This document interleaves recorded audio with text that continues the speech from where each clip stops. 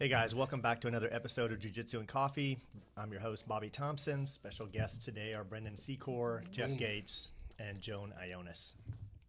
So if you've been with us, you know a little bit about Brenden and Jeff. So we're going to start with our special guest today, Joan. So Joan, why don't you tell us a little bit about yourself? Like the Ripper. Where are you from? What are you into? Okay, so I was born in Guam. Half a day. Half a day.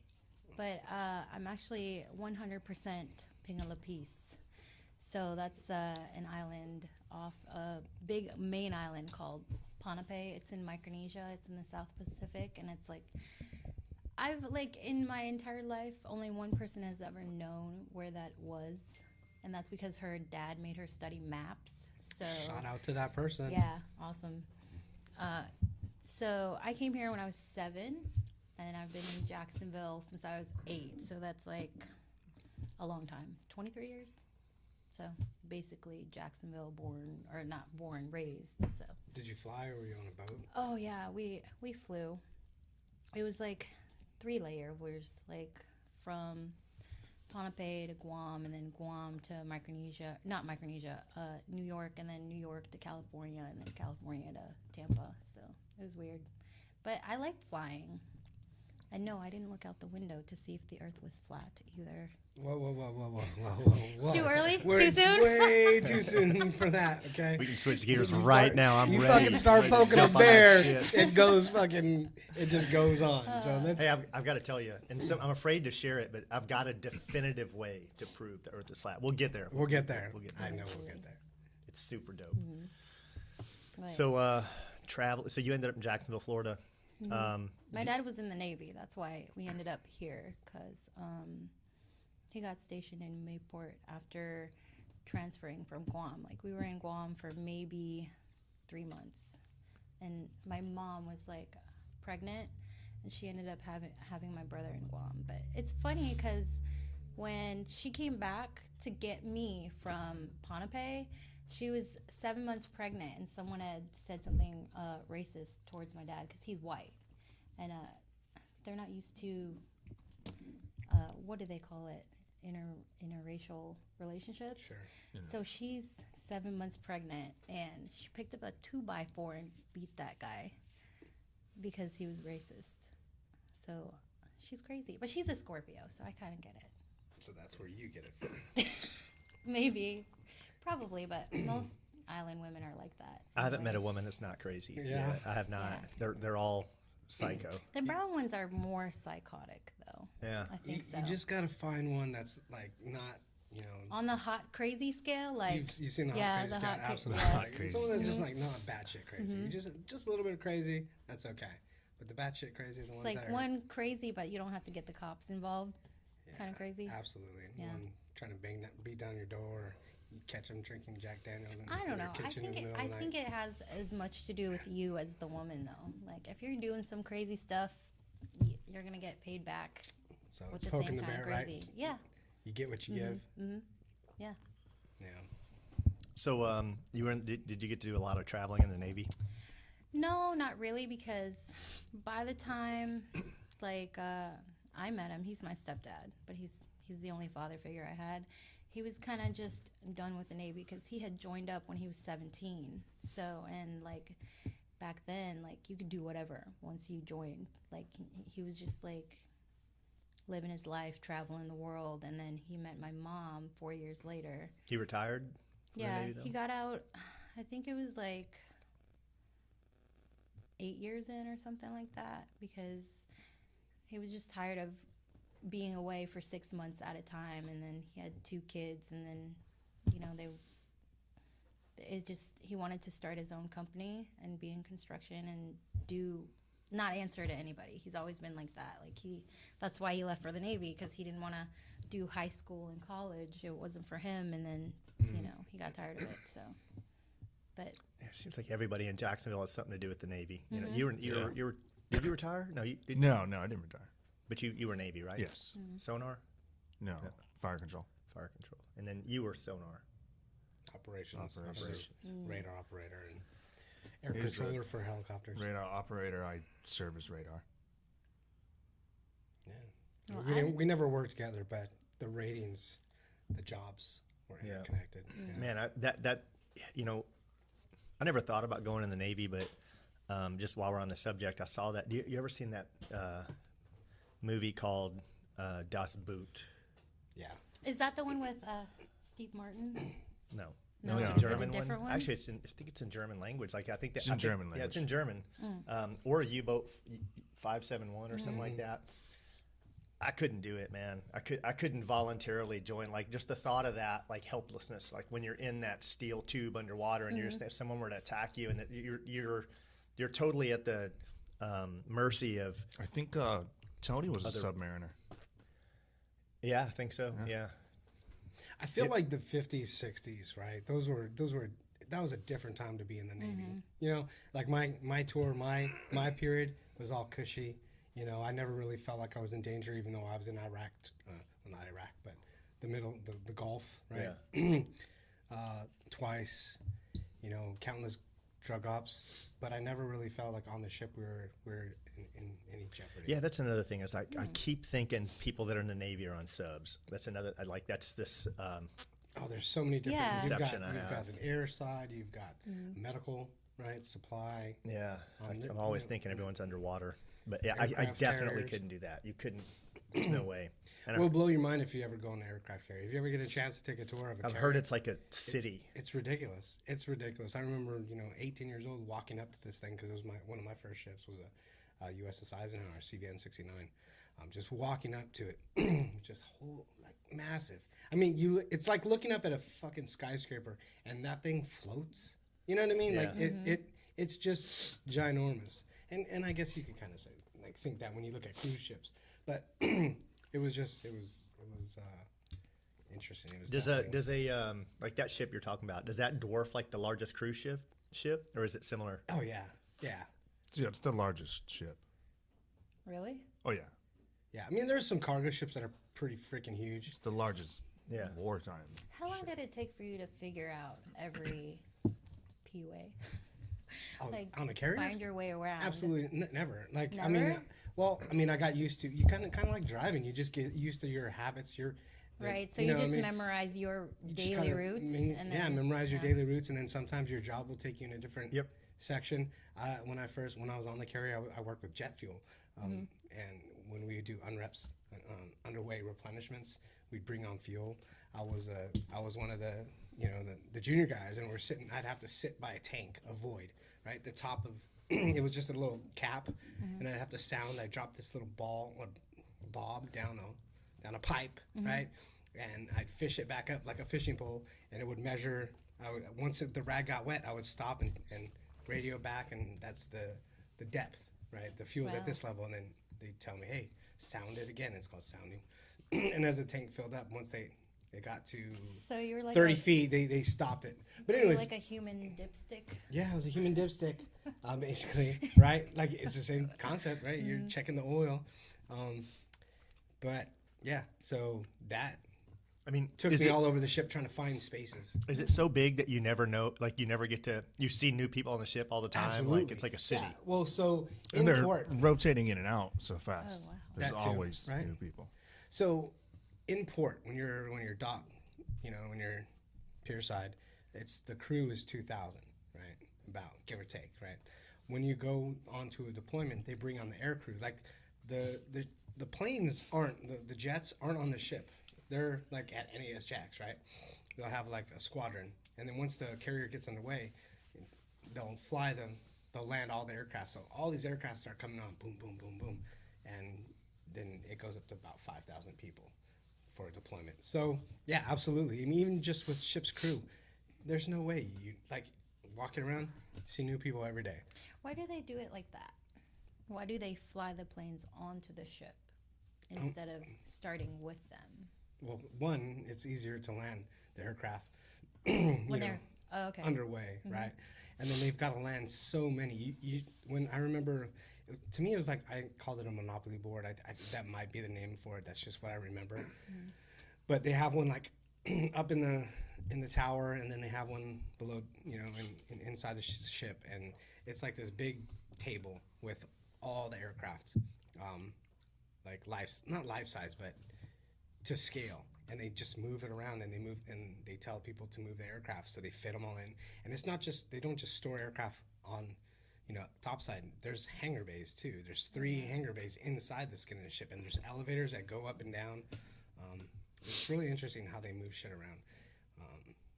You retired. You retired. Yeah, right? I retired. I get a That's dope. mailbox I money. Yeah, I wanted that. Mailbox money is the shit. It's kind of like we had have a conversation about it. I got a job now that's kind of mailbox money. Once I do that, then I feel like with that sense of like security, I feel like I don't have to save up a lot. You know what I mean? Like I don't have to have that big huge savings, and that could be a flaw too, right? Because like I don't have a big savings. That could be a big flaw because I'm dependent on that mailbox money. Now you have the possibility of having 3 retirements, right? Yeah, I think so. I mean, like. I retired Navy. I'm working government job right now. Would that be a separate, like a GS? You're a GS something. Would that be a separate retirement? That'd be a separate retirement, right? So, and I started at 39. So I retired from that job at 59. And then Social Security comes around at 65. So that's 3 mailbox money checks. And kind of as with an IT job, fuck man, I feel like I could still work at 59. Yeah, you can. So, or... Yeah, you can. Yeah, that's not. It's not unheard of. Yeah.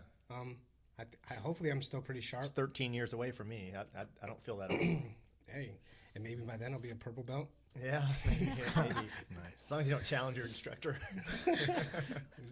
Note to self.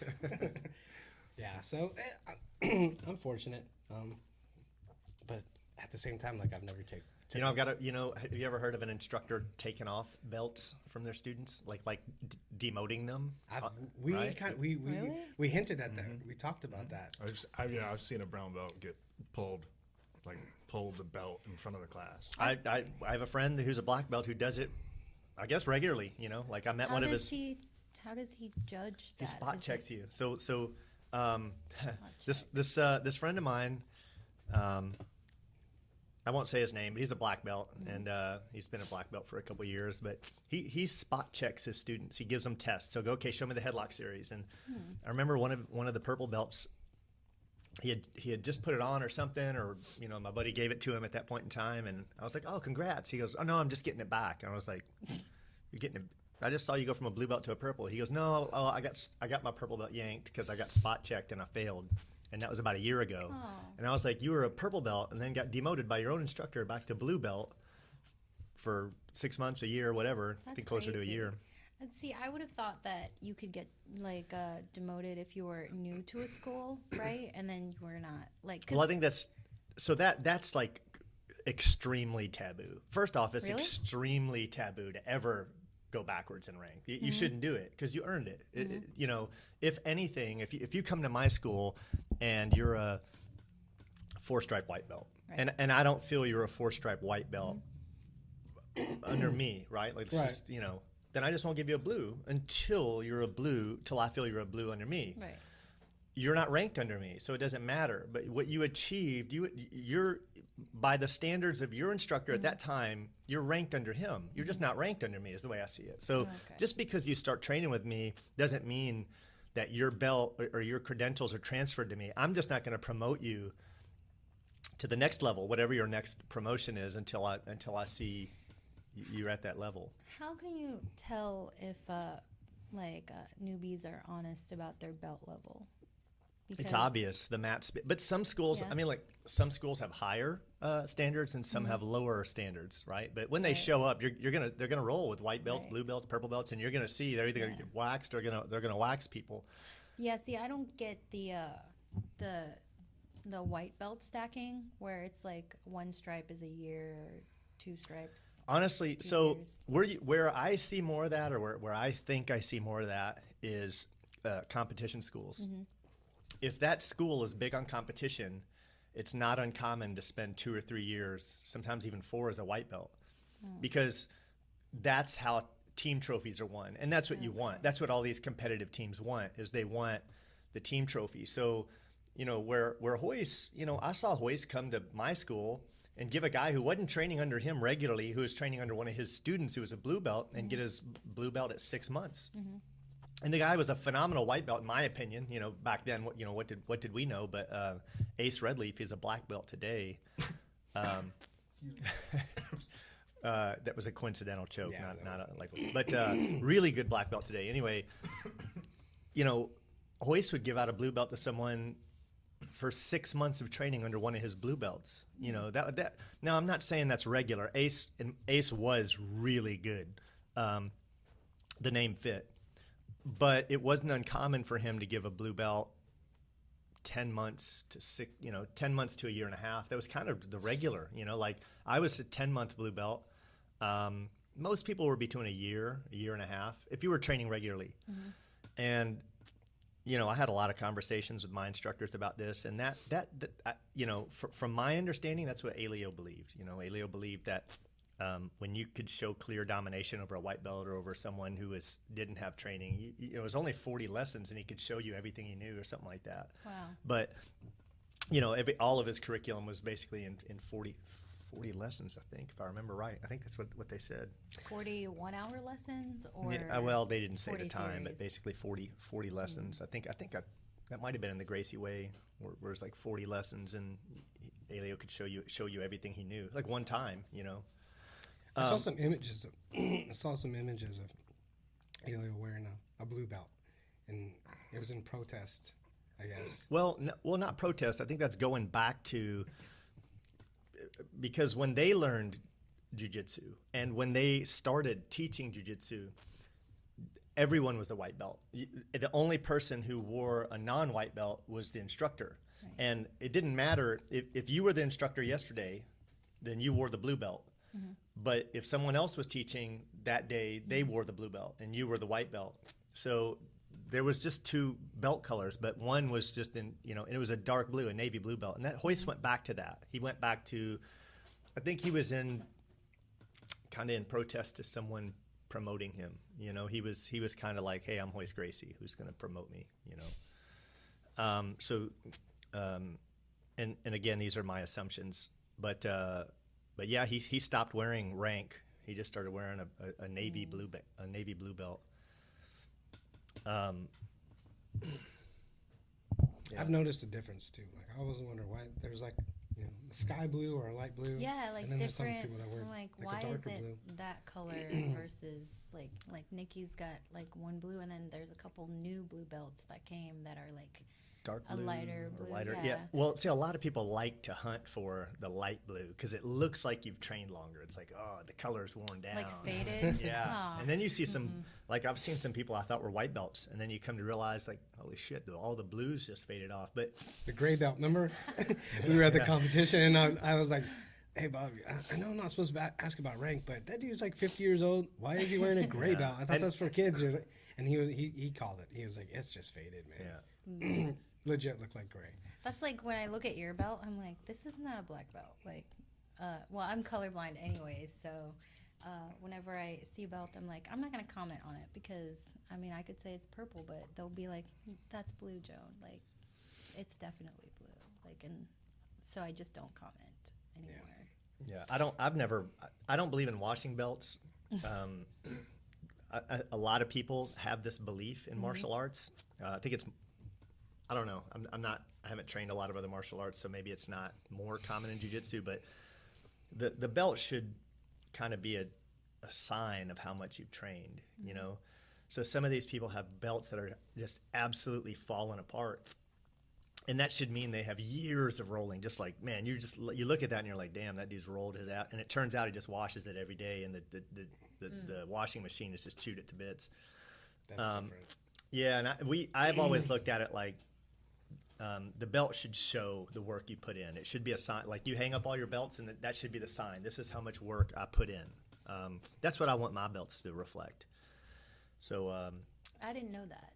Like the first time I asked about when I said, "Oh, I washed my stripes off," and I got shit from like 5 people at once. I was like, "Sorry," but like a lot of people think it's gross not to wash your belt. yeah, there's the whole cleanly thing. There's 2 sides to it. Some people are like being clean, but other people are like, I want my belt to be a sign of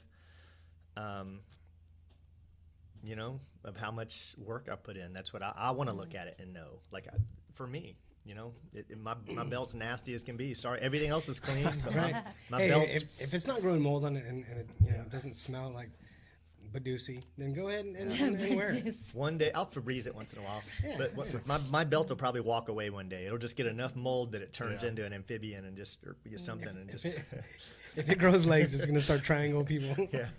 It'll have some technique for sure, right out the box. But so let's go into your jiu-jitsu now. So you've been training how long? Who, me? Yeah, Almost 5 months now. yeah. Probably Yeah. a little over 5 months. No, that's 5. Well, like on the sign-in thing, it says like May 31st, but I actually started on June 18th, and so almost 5 months. You know the date. I know. You should. I know the date. Well, because like Yeah, for I know my date. for like the first 30 days of like, was it? Yeah, it was either 30 classes or 30 days.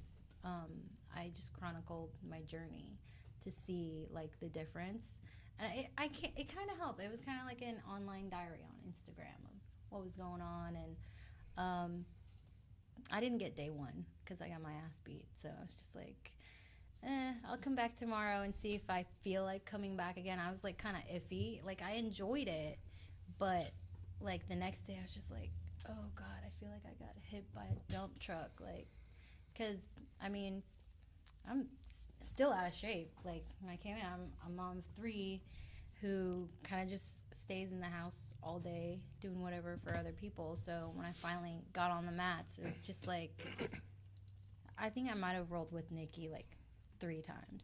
Yeah. And I felt like she was a freight train with limbs. She's still learning Yeah. that there's a second gear there. Right now, she's only got like She's gotten 5th better gear. though.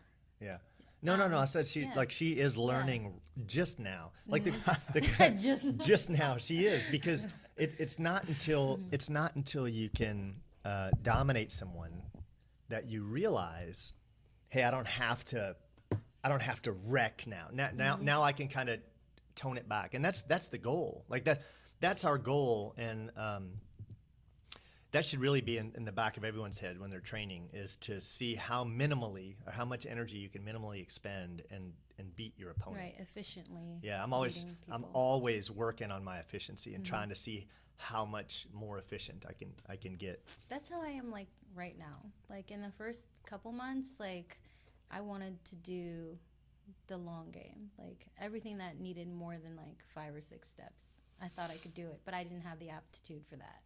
So like around 3 months, I was like, you know what? I really need to work on pressure, like escaping and then gaining control of the person's body, especially since I'm the smallest in class right now. And like it's gotten better. Now I prefer doing things that take like, once you get dominance, it only takes a few steps. Like I like Keisagatami. I'm trying to work on that truck, but Yeah. What you master the fundamental game, the simple yeah. game. And then the intermediate and advanced just start falling into place, because it's always, as you get really good at this one fundamental move and people start defending it, you realize that this move leads to that move. Yeah. So when they defend it, and then that happens again later, it has another, and then you end up with 3 or 4 or 5 combos, like punches, that you just naturally run through. So you shouldn't be, to come out as a white belt and start working on 3, 4, and 5 move combos isn't, Yeah. I don't know, it's arguably not largely beneficial. well, now I can like see things, right? Like before I was just trying to survive, but now like in the last month I can see openings from different areas now, which Yeah. I don't know, maybe it was a breakthrough or something. Yeah, and I see your game growing. It's pretty cool. Like I like that you're going to. I see you gravitating to the truck. I see you gravitating to Eddie's game, which I think will fit you well because he's compact and you're compact. And that lockdown works well for short people. There's me being 6'4". There's little chance of me locking you down. It's very hard. You can get your foot out so easy, but the shorter person has the advantage on the lockdown. Now, if you just have flexible knees, which I'm thinking about my knee right now. I've been doing I've been working and learning rubber guard for a long time, and now my left knee, which is the side that I go to New York on and I go to mission control on and all that, it's coming apart. So every time I pull my knee, it pops out. Yeah, pretty interesting. But so let's talk a little bit about your game. What kind of style are you adopting? Like, what's your MO when you're rolling with people? I don't know. I just I feel like I'm always trying to pass the legs, especially for like if it's everybody's taller than me, obviously. But I don't like mount. I hate mount, and I don't really like side control either. I like to work the headlock game and lockdown and truck right now. That's because I mean, yesterday's class, it really did change like a lot of stuff internally for me, because I was struggling with the triangle for like the longest time, and I never asked about it. I don't know why. I'm just because I feel like if you've got something going on, I don't want to get in the way. So, but those are the 3 things that I prefer right now. My stand-up sucks because everybody's taller and they can just pretty much just use a tiny bit of strength and there I go.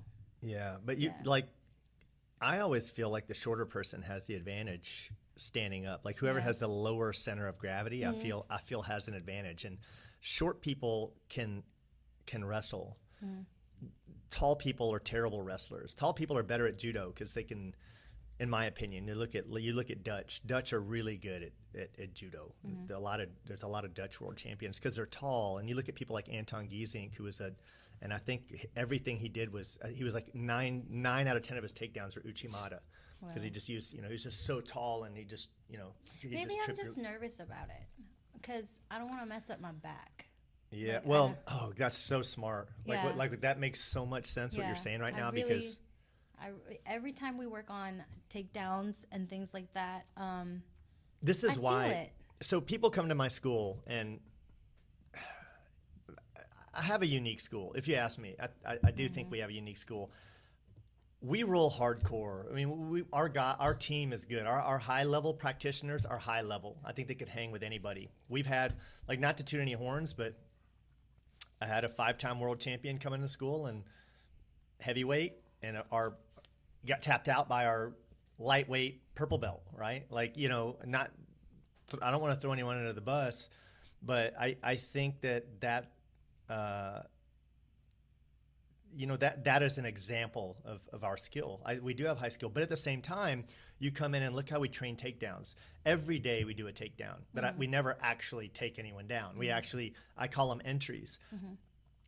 And I do that because the most common injury is the back. And I want everyone to be injury free. That's at the highest for me. That's at the most important to me because I've got so many injuries. Right. I've got 5 herniated discs in my back. I've got a separated AC joint, possibly a messed up labrum and rotator cuff, and my left knee's coming apart. And I've got something going on inside my left hip. Either it's some type of infection or like a bruise that's been there for 2 months. My point is, a lot of these are old injuries. And my worst injuries, my back, it's just from being slammed, right? Yeah. So when we work takedowns, I tell people, make sure both of you are in agreement.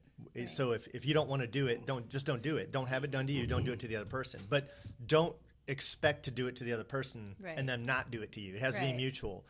So you both have to be healthy and agree to the takedowns. Otherwise, you're just doing entries.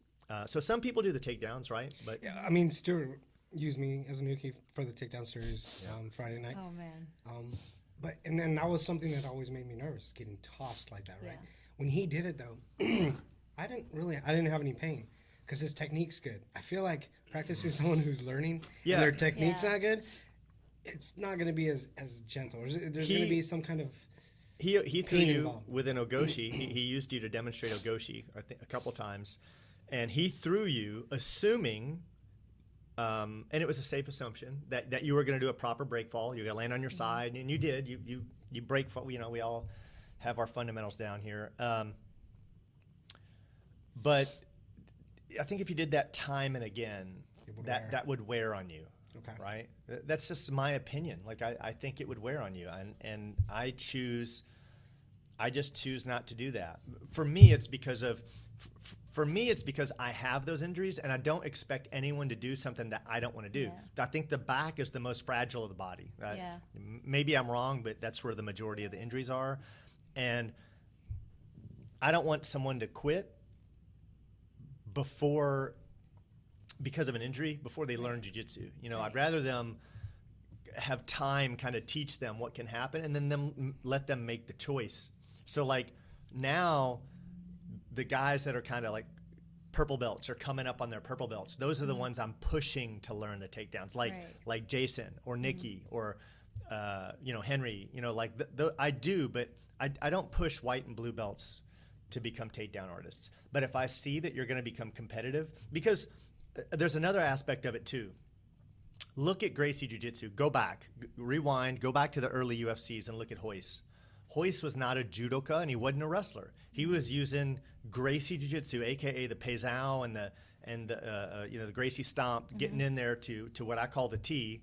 And this is what I'm fundamental on. I'm fundamental on getting the clinch or winning the pummel tie, and getting to that T and using a trip from there, right? One of the 4 kind of primary takedowns. And that's not judo and that's not wrestling, although we do teach that stuff. But anyway, so going back to you and your jiu-jitsu. As far as like knowing anything about jiu-jitsu before I started, I didn't. Like my husband, we've been together for like 12 years, and he was always into UFC, and I always thought, I never thought it was stupid, but I thought it was boring because I didn't know what to look for. So, I mean, Has the game become more interesting? Like watching MMA now? Are you? So, like, when we were watching, like, Khabib and McGregor, that was the first ever pay-per-view that I ever, like, sat down and watched and actually, like... Do you ever see mistakes now? Like, you watch and you're like, oh, I would have done this. Like, God dang it. It's so bad that when Nick and I are watching YouTube videos, I'm just like, do this, do that, like, and I'm just like, okay, the fight's already happened and I'm not there. So, and then I'm like, am I in, like, he's in the corner, like, quietly. I'm like, I'm so sorry. I just can't shut up now, like, when I'm watching things, right? Because, I feel like I know. But as far as, like, I just wanted to do it. I've always wanted to do Brazilian Jiu-Jitsu for, like, the last 10 years just because I wanted to be in there. Like, I tried karate out when I was a teenager. It wasn't for me. It just because I'm visually impaired. So something that requires standing in formation, distance control. Yeah, things like that. It wasn't for me, and I'm glad that I tried it because it helped me know that part of myself that if I was gonna do something like that, it needed to be like a close quarters type situation. Well, what's interesting is going back to you watching the UFC is there's white belt grapplers in the UFC. There are literally, what Khabib just started training, he put on a white belt, right? Like he put on white belt for his jiu-jitsu training, and I think he has, I don't know what he's ranked in Sambo, but you have guys out there going off a pure wrestling background, and they're phenomenal strikers. So they're strikers / wrestlers, and they're just doing everything they can. Like, look, I don't know a whole lot about Derek Lewis's background. I just know his balls get super hot. But apparently he got wrecked by Cormier. I didn't see the fight, but I got a rundown from a friend. And Cormier just put him on the ground and out wrestled him. Why strike with him, right? So I think you got to be, if you expect to be a champion in MMA, you've got to be a black belt level grappler. And that doesn't necessarily have to be jiu-jitsu. It could be Sambo. It could be wrestling is going to give you all the control. It's just not going to give you the option of the submissions. It'd be stupid not to learn submission grappling, right? Yeah. But there's other options other than Brazilian Jiu-Jitsu. You could train under Eric Paulson, and that's not technically, he's going to call it combat submission wrestling. You could train Sambo. You could train catch wrestling. Well, and that's, there's other options. What's your opinion on the people who like compare like Krav Maga and Jiu-Jitsu together? Like, Well, Krav Maga is, man, anytime you talk about two arts, you make enemies, right? Like people are going to go, fuck that dude. Fuck him. I do Krav Maga and I'll whoop his ass. Here's my problem with Krav Maga is that's the Israeli, military martial art. It's a lethal system. So, for example, they would teach, crushing the larynx, ripping out the eyes, all these lethal defense moves. So your kid gets in a fight in school and she gouges someone's eyes and basically blinds them. Or someone's trying to have sex with her against her will, and maybe it would have happened or would have not happened, maybe whatever, and she just like grabs his larynx and tries to rip it out, and now she's looking at prison for, attempted manslaughter or something like that. The cool thing about Gracie Jiu-Jitsu is you don't have to hurt anyone. You can just control them, or you can just put them to sleep. Someone's trying to rape you, you can just act like, yeah, go ahead. Yeah, let me just, put that, give me that hand right here in a triangle. Right. Krav Maga doesn't have that option. It It's doesn't. just go for it. Well, Like all or nothing? they're now. Here's the thing: is all martial arts are changing as a result of Brazilian Jiu-Jitsu. So, whatever Krav Maga is today, I guarantee you, it's different than it was 3 or 4 or 5 years. Because no martial art's fixed, right? Like that's the cool thing about being a black belt is the moment you're a black belt in that art, you're allowed to modify it as you will. So, for example, when I was in the Philippines, I trained daily, and these guys trained 4 hours a day. Every day I was training with this Aikijitsu group, and it was it was a combination of Aikido and basically Muay Thai or Yaoyan striking, and as a result of me being there, every day I was sharing, the jiu-jitsu that I knew with those guys. And today, Aikijitsu is totally different. Today, it's a 50% grappling art, and it has a basically 90% of Hoist is jiu-jitsu in there, But today, that's what their students are taught, and they won't tell you that. Oh, well, this is Aikijitsu, and they're gonna say this is all Aikijitsu. They're not gonna say you're learning some, this is their art has evolved, right? They do a lot of small joint manipulation. Yeah. Yeah. So they had those surface throws. They had. I wouldn't like that. Well, we do it. We do wrist locks. And I don't like them. Yeah. And I don't like it. But yeah, so my point is, I'd be willing to bet today just about every art has the rear naked choke. Yeah. And every art has, I guarantee it. Taekwondo classes are teaching, mataleos and more than that. I'll bet your typical Taekwondo school and your typical karate school is teaching an armbar. So now everyone has some degree of grappling. Right. And now you're just, now a purist jiu-jitsu school are basically wizards on the ground. Like we're like, they don't understand. And I think a lot of them don't understand that we're on another level, right? They're like, oh, we're doing great. I know what an armbar is. You can go get me in that armbar, bro. When you concentrate on grappling at the level that these schools do, an hour of grappling a night. Some people are doing 2 hours, 3 hours. It's a language you're speaking. It's no longer. Roy Dean did a good example of describing it, and he's like, at a white belt, you know words, and at a blue belt, you know phrases, and you get, by the time you're a black belt, literature. You're just like, you can spout off, hymns or whatever you want to call it. Like, I thought that was pretty cool. I did a terrible job of regurgitating what he said, but he's very well spoken. Yeah, and he's a black belt in Aikido, interestingly. Yes. Yeah, and that's why his jiu-jitsu is so smooth, is because Aikido is such a graceful art. It's such you train it with grace, right? Not that they can't be done hard, right? Like not that the moves can't be done with anger and ferocity, and not that you could throw someone with malice, but it's trained gracefully, and that's something that not all jiu-jitsu schools do. Anyone a fan of like Eden Gracie and his keep it playful style of grappling, right? I think that grows you the most. That when you can playfully grapple, I think you're learning at the highest level. Yeah, I like the people that I prefer to roll with are always like they have like you're serious when you're rolling, but whenever I catch you, you're always like you always laugh like, oh, she got me. So like I like rolling with people who can be intense, but they kind of let you work on your game. Yeah. You know, Yeah. like if I'm like, let's say if I'm rolling with new people and they're too aggressive, I just won't. After the first 2 times, like the first time I might treat it as a fluke, right? Maybe they're just nervous. Second time, I'm not going to let it get to a third time, which is a trend, you know, because I mean, I'm getting older. I want to be at the best shape that I can be, but I'm not going to let like another person's journey affect my journey, you know?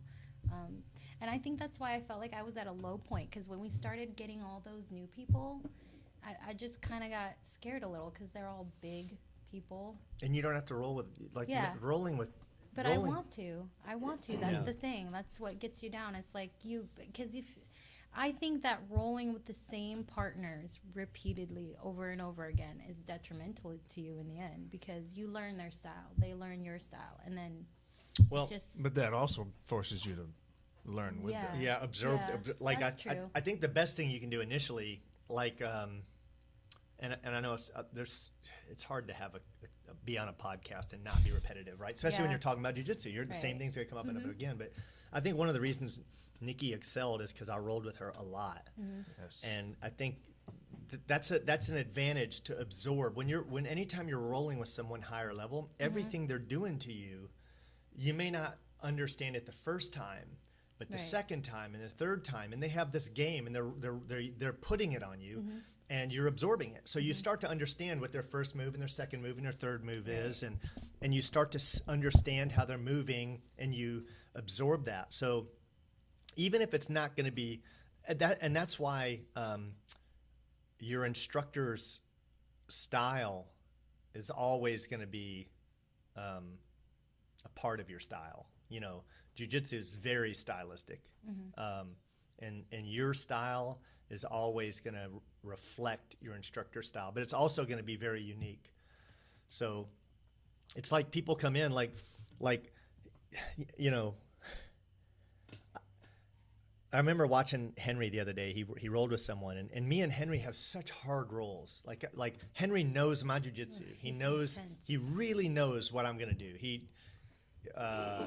You know, we look like 2 spiders flopping around when we fight, and it can go on sometimes 40 minutes before there's a submission. But I watched him struggle with someone, and someone new came in the school, and so the first thing I do is I put Henry with them if they're a big person or something. I want to see how they're gonna do. And when Henry didn't tap him out, I'm like, you know, in the back of my head, I'm like, shit, this could be a hard roll because I struggle with Henry, right? And then I rolled with the person and had no problem, you know. But that's weird. You know, it's weird because you're like, in my head, I equate my level with Henry's level, because when we war, it's an even war. But at the same time, I can do much better against some opponents than Henry, and vice versa. There's some people he can do much better. You know, one of the interesting things is when I roll with, it always takes me much longer, because I don't know, it's because I'm reserving energy or whatever, but if I'm rolling with like Tom or Craig, those two jump to mind, or someone, you know, that really, or even Alex comes with a lot of pressure. It takes me a lot longer when I watch Henry. I'll watch Henry with any of those 3, and Henry will just freaking fly around him. You know, he'll just be moving around him at such a rate of speed, and he could submit them faster than I can.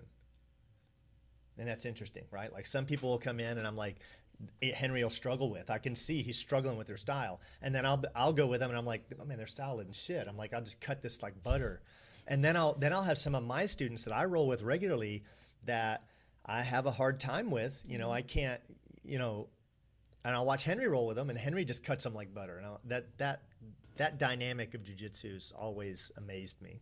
Yeah. Henry's a beast. Yeah. I rolled And you know, he's got a once. pin in his hip. He like almost died in 2 different accidents. He used to race motorcycles, and he almost died from one of them, and then he flipped a car over, and they had to reconstruct his hip. You'd never know it. He moves like his hips are brand new. Yeah. Wow. Yeah. So Crazy. anyway, so I'm gonna put you on the spot now. Okay. Odds that you'll be a black belt. What are the odds? Pretty good, actually. Pretty good. What is I that, like don't a know. 70%, a 60? It's up there, like up in the 75 and up. But I think that's a low number right now because I'm just getting into it. But I'm like one of those people who's great at everything, good at everything, but not great at any one thing. So I'm kind of hoping that this is the thing, finally. You know how Yeah. you're just like searching for your talent your whole life? And like, you don't need talent to be in jiu-jitsu. You just need to work. Consistency. Yeah, you just gotta work. Yeah. It's like walking. So, and I don't feel like, well, for the most part, I don't feel like it's work. You know, I feel like when I come in, it's fun. Some days are harder than others because there's outside stuff going on. But I never regret coming into class. And I've never had that about anything, really. Yeah. So I think the odds are good. And my kids are like that, too. They're like, Lily When wants to open I up started, a school. I knew I Yeah. knew nothing would stop me. I just knew that however long it took, that's how long I was going to train. I knew I was going to be a black belt. So I think you have to have that. I think you have to I think you have to adjust that or foster that. I think you have to have that belief that, and it's frustrating because you see some people that are one of the funnest rolls I used to love when Becky and Nikki would roll. Mm-hmm. I'd stop rolling. I loved watching those two roll. I was like, because Becky gave her a good fight, you know, like, and I'm just like, if Becky would come a little more, you know, just a little bit more. I really wish, not that I want to see anyone lose. Mm-hmm. It's that, you know, you appreciate the art, and then Right. you also see these people growing, and you wish that for them. You wish them that success. You wish them that motivation. Because like right now, I see the kind of, you know, in several students, you see the motivation fall off. You know, Javon doesn't train as much. Becky doesn't train as much. Ryan doesn't train as much. Henry doesn't train as much. I know that, you know, Becky and Ryan didn't come in for like the last month because of work. And that was, you know, it's life. But Yeah, life gets in the way yeah, sometimes. life gets Yeah. in the way. Jobs. I think I'm going to take it as far as it. I like it because there's levels. Like, you know, if there's another level after each level, I want to get there. I've always been like that. You It know? never ends. Yeah, There's no end to exactly. levels. Like Like, when I in fairness, I shouldn't even say in fairness, it wouldn't have made a difference. But I got to roll with Craig Jones, and I had keto flu when I rolled with him. I was Keto flu sucks. right at the right in the middle of it. I mean, I was like, but I wanted to roll with him. He was at the school, and I rolled with him. And had I not had keto flu, I'm confident I would have subbed him at least 5 times, at least. 5? 5. No, I'm just joking, obviously. But man, his jiu-jitsu was so far ahead of mine. I was just like, I felt like I was in molasses, and I'm like, God, you know, when you roll with normal people, Normies. normies. When you roll with normal people, and I've beat, you know, to toot my own horn, I've beat some good black belts, some good competitive black belts. From some solid teams, even some when I was a brown belt. But then you roll with like Craig Jones, and I thought for sure he was going to leg attack me. In my game, anyone who knows, I think I have arguably one of the best triangles in the world, and the fucker triangled me. And I was like, there's no way. I was just saying in my head, I was like, well, the one way I'm not going out is with triangle, right? That's like And he triangled me. whenever I watch, like, and you're rolling with somebody, I'm like, all right, when's the triangle coming, right? Yeah. And it's just like, turn my head, where's the triangle at? But see, up until about 10 years of training, I was always hunting for triangles, always. Like I was just like, all right, just fake them out, look like I'm doing other things, and just slap on the triangle.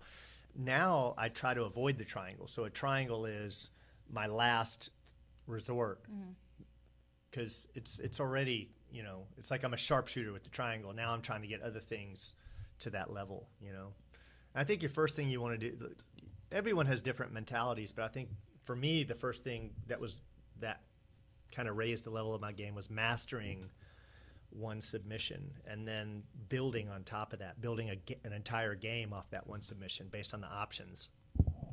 And then you get a submission, you get one good submission on the leg, you get one good submission on the head and arm, whatever, and then you grow all these options, and then they start to cross over. It's like, oh crap, it just keeps going. But I think if you can get to a certain level, you may never quit jiu-jitsu because it becomes more mental than physical, and then that you can always do. You can always do with the right partners. Like if I roll with Jason, I know it's going to be a mental game. There's physicality, but you'll never even notice it. It's like it's always going to be battling very technical positions. I feel like he knows where you're going. So when you're almost there, he's gone. Yeah, because he doesn't operate like normal, like the average person. Right. Him and Julian are very cerebral about jiu-jitsu, and whenever I think of Jason, I think of Julian, because most people are running scripts. Your average person runs a script. Here I am, I know this script. Here I am, I know this script. And arguably you could have the best jiu-jitsu in the world doing that. Like I'm not knocking scripts, like that's my jiu-jitsu operates like that. And then there's certain people out there that just study and study and study, and to the point that their jiu-jitsu is 360 degrees, and at any place that they are, they can shift gears and jump from one script to another, and that's not, it's like they've mastered the matrix. I wouldn't be like that. Yeah, and I think that can happen but you got to work for it. Like Jason works for it. He studies constantly. He watched that Attack the Back DVD 3 times. Yeah, Three? and probably 9 hours. Yeah. Oh my gosh. Yeah, he's probably on his 4th or 5th by now. Yeah, we haven't talked to him. twice Probably more. 6 now. But and that's just, he's watching other series in between those. I mean, he's just a constant studier of the art. Yeah. I noticed you got is that a Bubba Gump shrimp hat? No, it's the shrimps. Jumbo. Jacksonville Jumbo Shrimp. Oh. Yeah, Thought it was a Bubba Gump. I miss when they were the Suns, though. I like I either know. way. You're Suns or the Jumbo Shrimp. The name's ridiculous. It's a to me, it's a good time going out to the games. Yeah. Cheap seats. Speaking reasonable of priced food. Speaking of, I've never been a fan of any sport other than MMA. I would have no interest if you told me. Actually, I had a couple people like offer me skybox seats, and I went one time, but I was like, I wouldn't even go for skybox seats. Yeah. I wouldn't go watch a football game. I wouldn't go watch the playoffs with skybox seats. Boring. It's boring. It's boring wherever you are, in front of the TV or there. It's boring. Yeah. I think the best part of football is tailgating. That's it. You know what was interesting is I was married. I was married, and the first woman I was married to, I've done it a couple times. I'm pretty good at it, actually. You could say I'm good at it. She was like seriously into football, like seriously, and that was weird being the man. And I wanted to watch fucking Friends. I'm like, God damn it, Friends is on. She's like, I gotta watch the 49ers play. Friends is And I'm awesome, like, though. You're the woman, and I'm fucking over here wishing I could watch Friends or Seinfeld, and Yeah. she's got to watch the fucking game, right? So that was weird. Apparently, she grew up in a football house, and I think she was into their tight asses, but I don't know. Apparently, she's like, she knew everything. She's like, God, they fucking went out of bounds, whatever. She knew all this shit, and I'm like, I'm the dude, and I don't know shit about football. That was weird. I tried to learn about football, but it wasn't for me. I don't give a damn about any of those things. Yeah. When I saw fighting, I was like, dude, this is me. Went to that combat night last night. What was it? Yeah. Wait, It was pretty cool. It was interesting. Was George there to fight or No, spectate? he was there. He was there representing. He had a couple guys on his team fighting. Smiley was nice. there. I ran into a buddy of mine who's a coach he coaches the kids jiu-jitsu for Smiley School, and we had a conversation. He actually mentioned he said he has a lot of respect for you, Bobby. You were his first gi instructor back in the day, D. Langston. But yeah, no, it was interesting. I was there. I've taught a lot of guys that I didn't even recognize. They'd come back, and I'd start telling them about myself. And like the funny thing, I think I've told this story, but one of the Barker brothers who trained with me up through like 2 or 3 stripe, maybe 4 stripe blue belt, 05, 06 era. And I think I was a purple back. No, I think I was a high. Well, purple back then. I cut myself off, but so 2012 or 13, this long-haired guy shows up at my school with boots on, and I'm like telling him about my background, and I go into my history, and he lets me talk for 15 or 20 minutes, and I'm telling him about all, how I came up through jiu-jitsu or whatever, and kind of assuring him it was a good school to train at. Yeah, selling him. And he goes, I used to teach with you. You realize that, right? He's like, because when I used to own a school called St. Augustine Combat Club, and it was the first MMA school or first jiu-jitsu school in St. Augustine. He used to go down there and be my assistant instructor for like 6 months. Wow. He used to drive from Jacksonville and go down, and I didn't recognize, he'd gotten heavier, his face a little chubbier, but he let me go on, and then finally he's like, after we'd already been talking like 30 minutes, he's checking out the school, he's like, you really don't recognize me, do you? And I'm like, no. And this also happened with a couple other people that have trained with me over the time, and they're like, you don't remember me, do you? Like, I trained at WMA with you, and I'm like, no, not at all. But I guess people change. They don't look the same after time. Except Asians, brown people. Yeah. Yeah. They're timeless.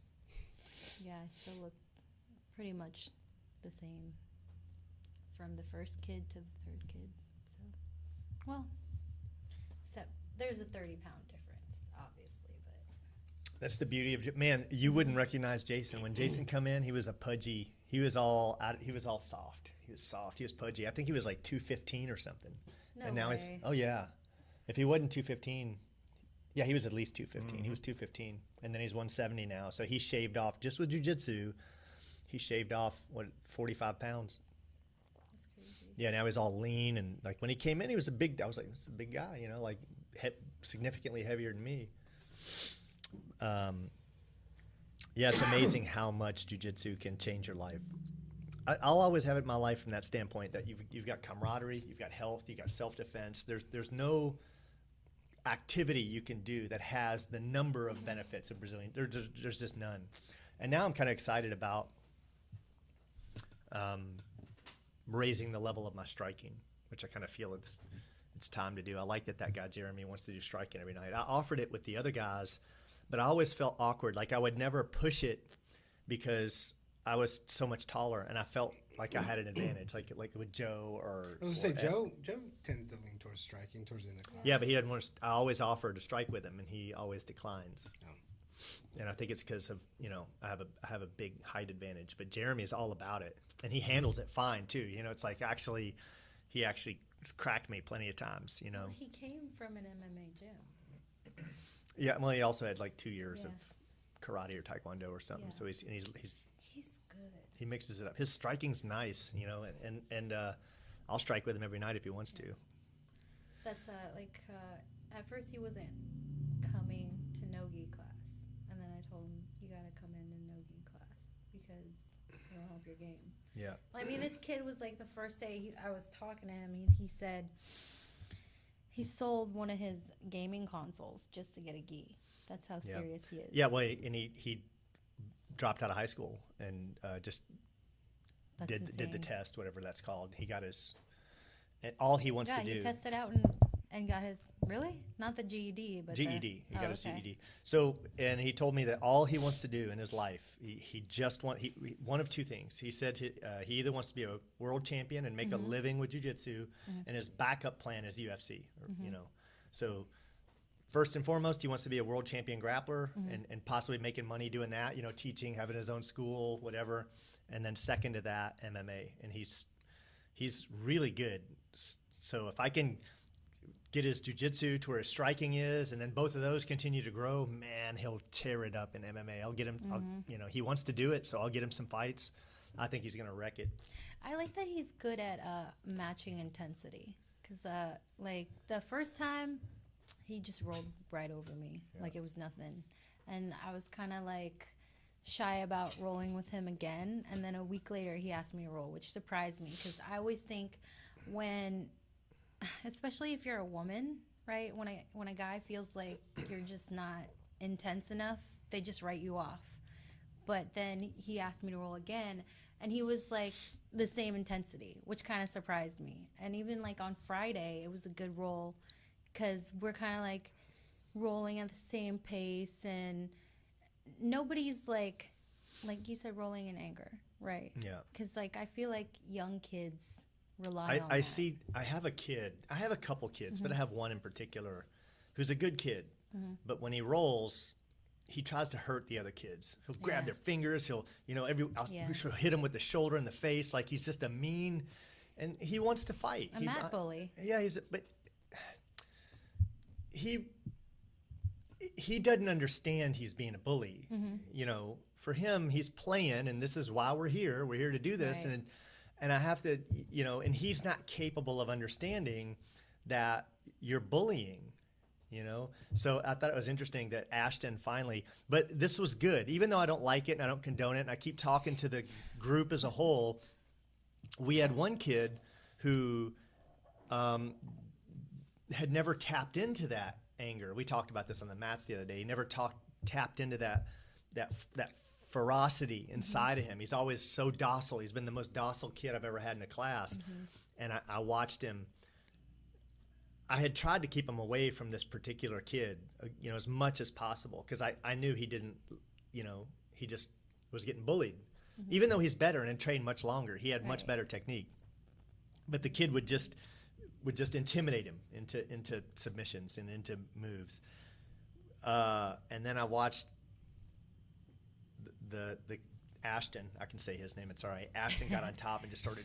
I saw him like throwing his gut into him again and again, and it was anger, and it was ferocity, and it was out of a kid who I'd never seen anything but docileness, and he tapped into that, and I was like, oh man, like this kid now knows. And I know he felt good about it at the end of class. He's like, "Bah, Mr. Bah." I knew he felt like, man, he just crossed over, and it's pretty interesting because you see those things. From careful observation, you see things that you get to know these kids, and you see things that parents may not recognize, or maybe the parent does, but other people watching wouldn't, and you see them turn into that.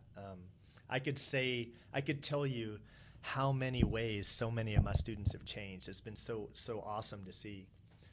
But you know what? We got to change gears here because we're an hour in. We're a little over an hour in, and we haven't talked about flat Earth at all. Dun, dun, dun. So I've got to tell you, and I think someone's going to steal my idea, honestly, if I bring it up, because it hasn't been done yet. The flat Earth move? Is that wait? Proof? Oh, the proof. Okay. I've got a way to prove it's flat. Okay. Or that I'm wrong, which I'd love to just prove it, because it's not proven. There's no proof out there today. If you would actually go absolutely crazy if you try to prove the Earth is flat or round. You can only come to a opinion. Okay. Because I'm not going to get into that. I'm not going to waste all that time. I'm just going to tell you how I think about it every night, and I'm like, there's got to be a way to prove it so you can just fucking shut down everyone in the world, right? And there is. The way a gyroscope works is it uses inertia, and what keeps a planet spinning in the same axis, no matter all the other things pulling on it, is inertia. So a planet has all this inertia. A planet's essentially working like a gyroscope, right? When you take a gyroscope and you spin it up, right, it has to be powered. You have to spin it. And once you spin it, you can move it, but it takes a force to move it, okay? Or you spin it up at the angle you want it spun up at. So that's why you level a gyroscope on the ground before you take off, because it's gonna maintain that. And then when you tilt the airplane, the gyroscope shows that you've tilted. So because it doesn't move in reference to the ground. Now, some people have this, they think that, well, a gyroscope, gravity makes it slowly adjust, because a gyroscope shows your horizontal, your left to right, it shows but it also shows your pitch and yaw, right? So it shows your front to back, because a gyroscope has two sets of gimbals. The gimbals are what lets it freely, it has a set on the sides and a set on the front. And between those two, it has 360 degrees of, tilt that it can tilt to. But when you spin it up, it's locked on whatever axis. Because of inertia, it's locked on that axis. And I've watched videos where, like, a science professor in class has spun one up, and the whole class, like, if you spin it up at an angle, it'll maintain that angle.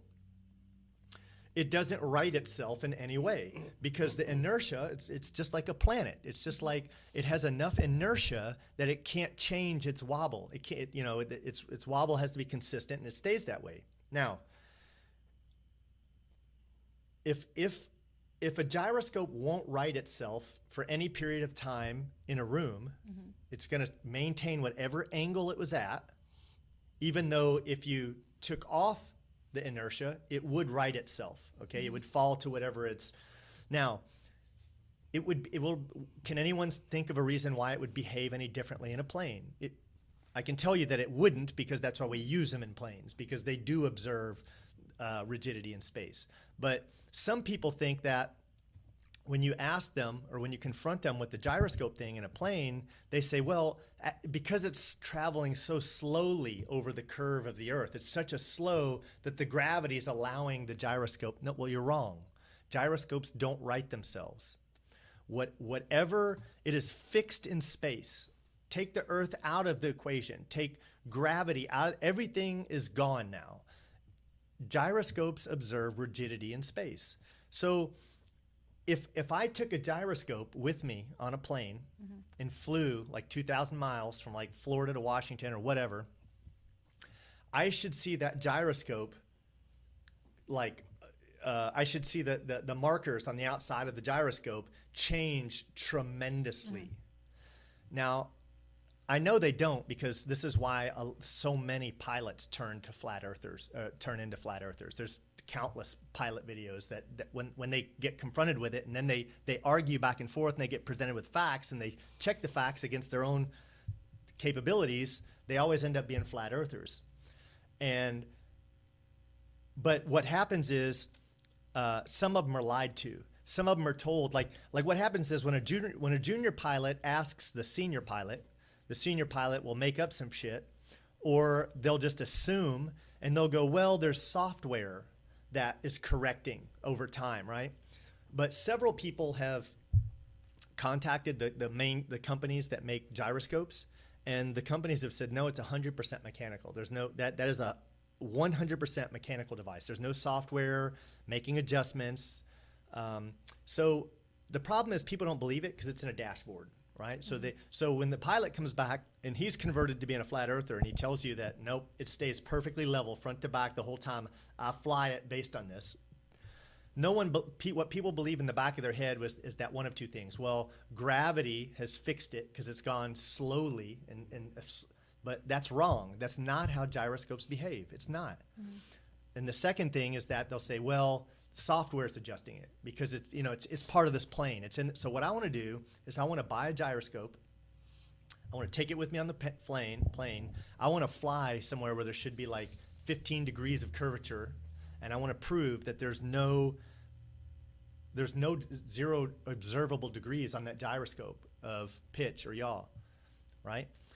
And I'm 100% confident. I am confident that you're going to see that. You're going to see that we're on a flat plane. So and the reason I believe this is well beyond. It's because everything I've researched leans to this, but pilots acknowledge it because I know there's no software on the plane that corrects a gyroscope, and I also know that gyroscopes do observe rigidity in space because they're spun up with such a high amount of inertia that they will not correct. So I know just pilots having flown 2,000 miles and farther, observing no no tilt, I know that it's a flat plane that we're on. So you don't think any of the converted pilots have ever thought about doing this? No one's done it. It hasn't been done out there. No one has done it, right? So it hasn't been done. Maybe someone will take my idea, and I hope I'm the first to do it. I want to do it, but I think that if I released a video with that and I showed, first off, the first half of the video would be me spinning up the gyroscope at an angle, right?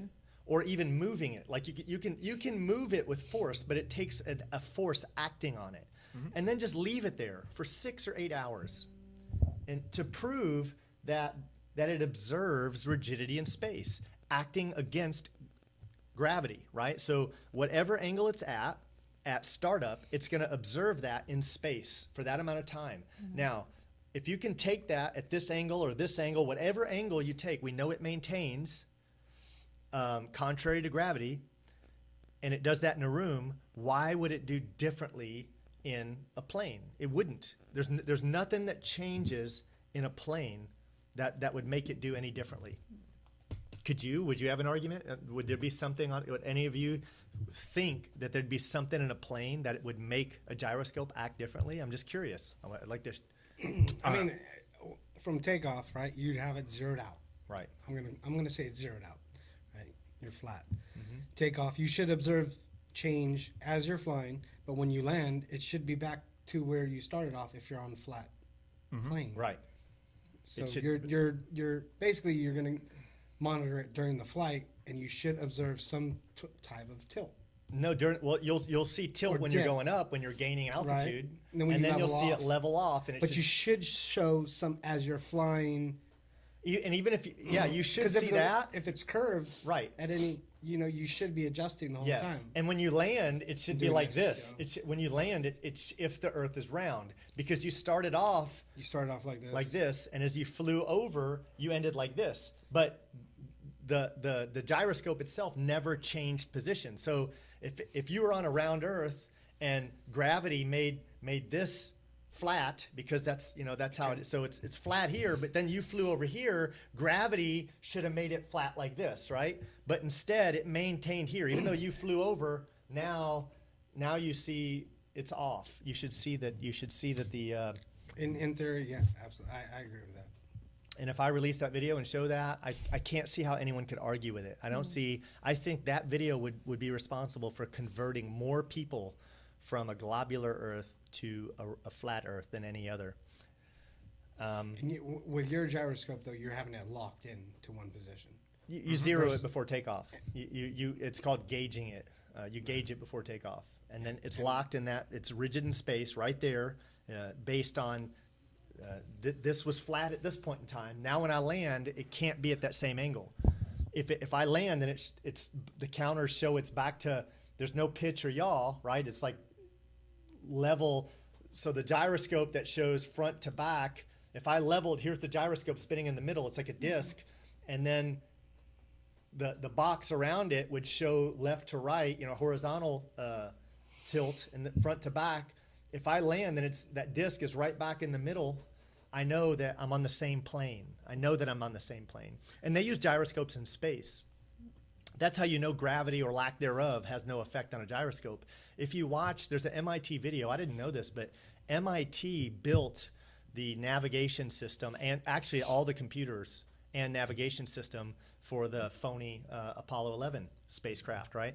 So if you believe in any of the Apollo 11 stuff, which is 100% fake, in my opinion, MIT says, well, there's a 2-hour-long video on YouTube. It's black and white. It's from back in the 60s or whatever, and it's these MIT professors showing the whole system, taking it all apart, showing everything, how they put in coordinates, how it does, how you know where you are. And it's all their central navigation system is a gyroscope. So when they leave the computers, it's all based on the angle of that gyroscope, and it never changes because gyroscopes observe rigidity in space. Okay, but if when you're in the air, are you maintaining the same altitude the whole time? Would it matter? Would it even change? Wouldn't matter. But No, planes Okay. fly at 30 to 35,000 feet, Right, depending but if if you're it's going. like at the same altitude the whole time, like how would you expect for there to be a change even if it was round? You know what I mean? Like, If this is the Earth, let's make it smaller. As you Right. fly over, it doesn't matter what height. yeah, but if it's the same the whole time, right? Why would the gyroscope change? Because it's the same in relation to a ball. Oh, okay. Because if it's a ball, it should change. Okay. Because the altitude, 35,000 feet of altitude does this, right? Right. Over a ball. But over a plane, it does stay the same, right? So that's my thing. Where do you stand on the flat Earth, Joan? I haven't really researched, but for me, I want to believe that it's round because that's what I was taught, right? But at the same time, I don't really have any definitive proof that it really is round because, I mean, can you really trust 100% of the information out there? No. So I'm always cautiously like in the middle. So I think everything that you say and everything that I've heard makes sense, but at the same time, it's I gotta see it to believe it. Yeah. Yeah. What happened to me is, Jeff, where do you stand? Flat Earth. Yeah. Every video I watch that says the Earth is flat, there's another video that debunks it. Yeah. Yeah. So But any video But that no says one's the ever Earth is done this- round, there's a video that debunks Exactly. it. yeah, Like, no you one's gotta ever done see this it to believe gyroscope it. thing though. Like observed it with a camera on the plane No. Well, That we know of, Hold on, right? hold on. without breaking Right. footage. actually, yes, it has been done. Pilots have done it. Okay. This is why pilots have observed and they say, yeah, it doesn't move. It stays the same. Because And- I know the gyroscope on a ship, like a naval vessel, it never spins down. yeah. It's Well, spun up and it never goes. yeah. And you go So- all the way to the other side of the world. And this is why You've pilots. seen it? You've seen it? I haven't physically seen the gyroscope. It's in a, you know what I mean? It's encased in a big. Yeah. I've never seen one like Yeah. in Well, you person. can see them on YouTube. You can see gyroscopes, and people have bought them. Flat Earthers have bought them, but they did the wrong tests with them. They do Oh. tests, but they just hadn't thought about this test yet. This is the best test. This is the end all be all test. There's no better test. It trumps all tests. Can you imagine if you proved it though? That's like Well, at some point in time, there's going to be enough evidence come out that the government has to admit. yeah. And then who's going to be blamed? You got all this compartmentalization. People are going to say, we didn't know. We're just going off the information we're given. I don't know if the government will ever admit. I do believe. I'd love to find out I'm wrong. I'd love proof. I'd love it. I'm at the point now where I am confident the Earth is flat. It is. I went down that road years ago, and it became an addiction. It became an addiction because I wanted to prove the Earth was round. I was like you. I was intelligent like anyone else. I believed. I grew up watching Star Trek. I went to high school. Right. I had some college. I was a sci-fi guy. Everything in the world we've ever seen, every movie starts with Right. an Earth spinning. If you look, they all push this round Earth agenda so much that once you start looking at it, you're like, man, they're really trying to reinforce this shit. You know, it's like it's everywhere. Well, I started trying to prove the Earth is round, and you can't. The only way you can is because you're taught. And then when you start trying to, like, then you go crazy for a little bit because you're like, you're trying to save someone who looks Looney Tunes to you, and you're just like, if I can just show them definitive proof, well, there is none. And then as you start looking at it, you're like, what you realize is there sure is a lot of fake evidence saying the Earth is round. Why do we have a fake ISS? There's all the ISS footage is faked. Why? That was one of the ones that really got me is like, why are we faking 0G in space? Why are we faking gravity in space? Why? Why do we have to do that? If we're there, why did we fake the moon landings?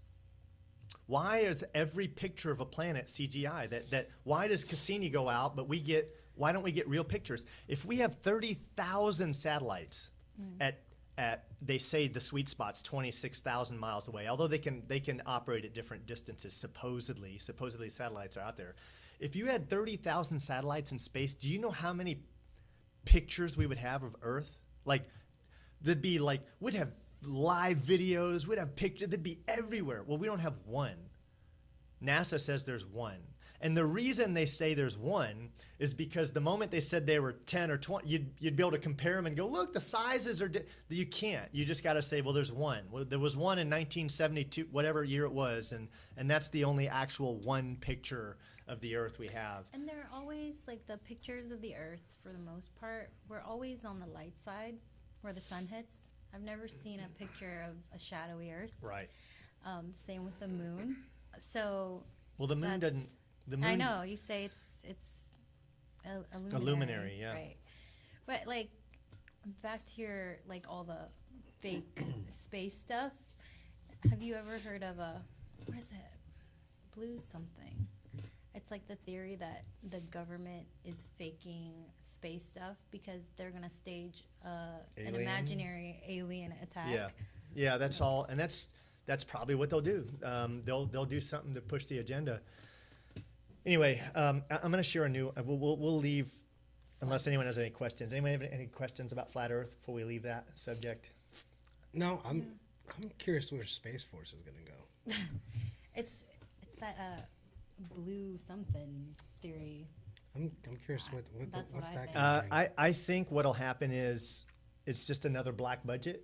And we'll never have anyone training and hear this in the Space Force. Like, it's something you'll hear about. Oh, we got this, and there's people in it, but who's actually out in space? No one actually knows anybody that's doing that. I think that's what you'll have, right? Trump had some really ominous words in a speech, and I saved it. And he said, years from now, people will ask, how did we do it without space? And it was in a speech about the Space Force, right? But that's a double entendre if I've ever heard one. It's like, when people learn that the Earth is flat and we're in a dome, how did we do it without? There was no space. How did we do it? How did we fake space? How did we have all this? I think he's alluding to that. I think that, like the absence of space. Yeah. That's why. I think everyone alludes to it because they want to say later that they wanted to tell but weren't allowed, right? I think later they want to say, well, I wanted to, but I couldn't for this reason. I don't think the astronauts have the choice, but I think if you're an astronaut, you're evil anyway. It's a long because you're participating in the lie, and on top of that, you're like a 33-degree Freemason, and Freemasons are fucking evil. They're all pushing the Zionist agenda. So we'll go down another road though. The other road, I met with a friend. Like, I was talking all this flat Earth, right? Which I love to talk about. I can do like an 8-hour flat Earth, 10-hour, 20-hour. I can talk flat Earth all day long. I could talk food all night. We should do a food / flat Earth. You eat and I'll talk. Well, we'll just you can talk. yeah. I found a new taco joint last night. What is it? It's a food truck, but So it's dope. So I met with this friend of mine the other day, and I've known him for a while. We trained jiu-jitsu some time back, and he had moved away, and he comes back, and he's like, "Man, you're really into the conspiracy shit." And I'm like, "Well, I've gone down every conspiracy road. I'm into, esoteric knowledge or whatever you want to call it." And he says, "Well, are you familiar with Ra, the Law of One?" And I'm like, "No." And he's like, "Man, this is the shit. This is what I'm into now." Like, he's like, "Everything you're going down, I've gone down." And he goes, now I'm like, this is all I'm into, And I'm like, "Well, what is it?" And he tells me about it. And I'm going to try to summarize it because it takes a long time to go through. So basically in 1981, this lady, this group of people used an instrument, a lady, I think it was a lady, or it might have been several people. I'm just starting to go down this road, but I thought I'd share it because that's the one I'm on now, right? And they channel her to communicate with this interdimensional being named Ra. And Ra, over 106 15-minute recordings, explains everything that we're not supposed to know about, that like how everything works, everything, all the stuff that we wish we knew outside of religion, like how does God work, how does life work, he basically lays it all out, and it's called the Law of One, right? And I'm going to break it down for you because it's pretty cool. Because I actually like where it goes. So basically, and I'm going off of what was told to me because I'm only on like tape number 3, and there's like 106. Because I only learned about this last week, and So anyway, there are 7 dimensions, 7 vibratory dimensions, right? And we're in the first dimension. We're in the first density. I think they don't call them dimensions; they call them densities. So we're in the first density, right? And Ra is a being in the 5th density. And you can.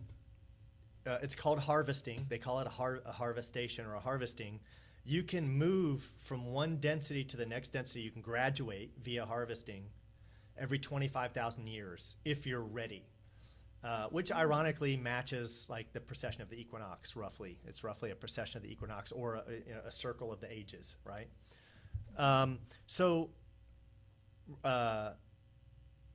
This is what's really interesting is, let me think about this. First, second, third. No, we're the 3rd density. Okay, so the 3rd density is humans, and the first density.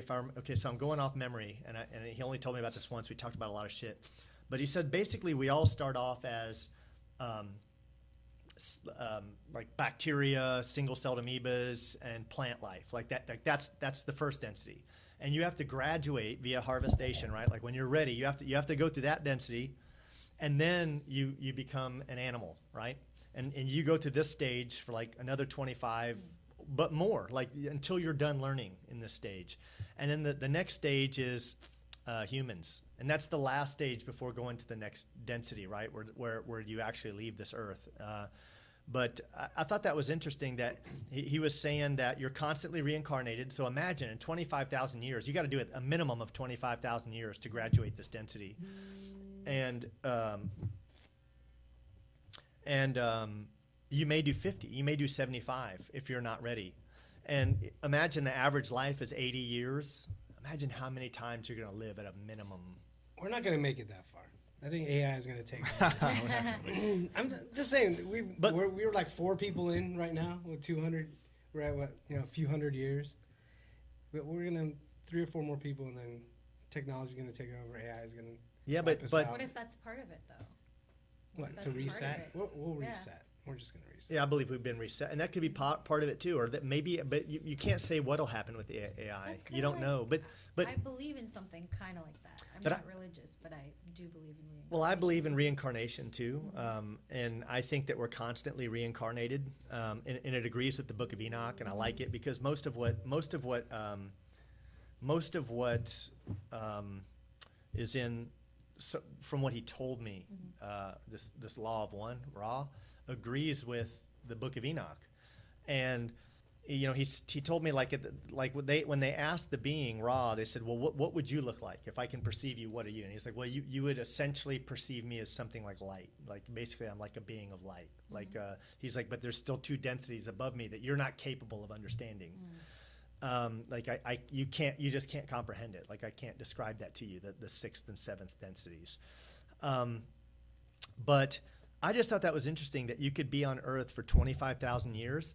And another thing he told me, now I'm not at this stage yet. I'm like at my 3rd recording in of 106. But he told me we choose the life we go into. In other words, you may choose to be a president. You may choose to be a famous actor like Jim Carrey. You may choose to be poor. You may choose to be ridiculously rich, like Paris Hilton or something. He's like, we set up our, we choose the life we're going to live and based on a lesson we want to learn. So, in other words, it's not random. We don't just choose the life at random. You may choose a life of suffering to better your soul, right? Because you're trying to graduate. It's like college courses. It's like, oh, I need this course to graduate. You know, I had to have tremendous suffering. I had to have been slain at the hand to understand that truly. Can I just hear about it, or do I have to have it done? You may choose to be murdered heinously or whatever. These are just examples, but it's something he talked about that I thought was really interesting, that we got to choose. He's like, someone like Paris Hilton may have chose their life just as a vacation. Like, oh, I'm going to take a vacation once, and I'm just loaded with money. Are there and infinite choices though? Like, are there? I didn't. Do you get like, hey, you get 3 choices, and because I feel like that's a little bit unfair. Well, I'd say there's infinite lifestyles, so there's got to be like infinite choices. Yeah. And another thing I asked about was, I said, okay, well, my family members, am I with my family members? And he said, so according to, this Ra, and this is all super interesting, but first off, this is a very smart guy who's put a lot of research into it. He comes from a very wealthy, well-educated family. Not that any of that matters, but I'm just saying he's a smart guy who's an impressive guy to talk to. He has an impressive backstory. He has an impressive education. He's self-educated on top of that. Bring him on the podcast. Yeah, I will. I'll bring him on. But I don't want to do it without his permission. I don't want to talk about him without. But sure. Anyway, so another thing I asked about, and I was like, because I love my family, right? I don't want to think we're reincarnated thousands and thousands of times, and I'm to be without Ushi would kill. It's like, man, I want to be with my daughter. Whatever, and my family. And he said we're in soul pods. Soul pod is there's a you may cross paths with other people that you knew, but there's a group of souls that are essentially pods, and yes, you keep going through life together with right. these are your core group of souls that are around you. So because I asked about that, and I thought that's kind of a cool thing to think about, right? Like that your mom and your dad and your brothers and maybe your But it's not going to be they're not going to be your mom or your dad. Well, I don't know. I didn't ask that, and I wish I would have, because wouldn't it be cool if you're your dad's mom the next time? And then another really good question is, do we always choose to be the same gender? Am I a female in the next life? No, I want to be a man in the next life, just to see what it's like. But Well, that's I want the to thing. remember being a woman too. I want to remember. And that's the thing. You have to admit, given the choice, you would try both sexes. I think everyone would. I'd like to meet someone that say, nah, I'd be a man the whole time. It's like, dude, you'd be curious. And if you're a girl, you'd try being a dude. And he says, there comes a point in time when you graduate that you retain all your memories. So you get all that back. And here's another interesting thing. And this was one of the most interesting things that I learned, was that so you can graduate based on being really good or really evil. In other words, you can go to the next level. Oh, wow. So this is all according to Ra, right? And when they asked him, when these recordings are actually interesting to listen to, because they asked him, they're like, notice you have the name Ra. Are you connected? We heard that in Egyptian, there was, and he says, yes, I am the same Ra. He's like, that. He says, we had channeled through Akhenaten, and he talked, there's a lot of interesting, it's an interesting thing to listen to. I'm just saying I'm having fun with it, right? But it does tend to agree to a lot of my beliefs, which is another interesting thing. And then it agrees with a lot of beliefs. I remember when I went to, when I was in the military, I went to a Mormon church, and they had 7 degrees of heaven. They had 7th heaven. It's like there's a lot of parallels that you're like, man, there sure is a lot of sneaky little parallels in here. Like Dante's Inferno. And those ideas are really prevalent in the metaphysical community. Yeah. They believe that there are beings that transcend humanity after thousands of years of learning lessons. Yeah. So I just think it's surprising that I had never even heard of that. So yeah, it's called the Law of One, Ra. Well, but this was the interesting part, is that you can graduate, you can be harvested to the next density, and you only have to be better than 50% good. So if you're 50.00001% good, if you're weighed, this is all in the Egyptian, right? Because if you're weighed to be more good than evil, you can be harvested to the next level on the good side. If you're bad, you only move up if you're in the top 10%. So you can Yeah, this is so. If you're in the top 10, basically you have to be not just bad, you have to be evil, right? So basically, evil gets to keep moving up, and or you can move up on the side of good, but you have to be more than 50% good. And then this is another interesting thing he shared with me is that evil only has 6 levels, but good is the 7th level is only reserved for the good. So, and mind you, we're talking a minimum of 25,000 years per density. And all this may sound crazy, but the irony is it could be true. It really could be.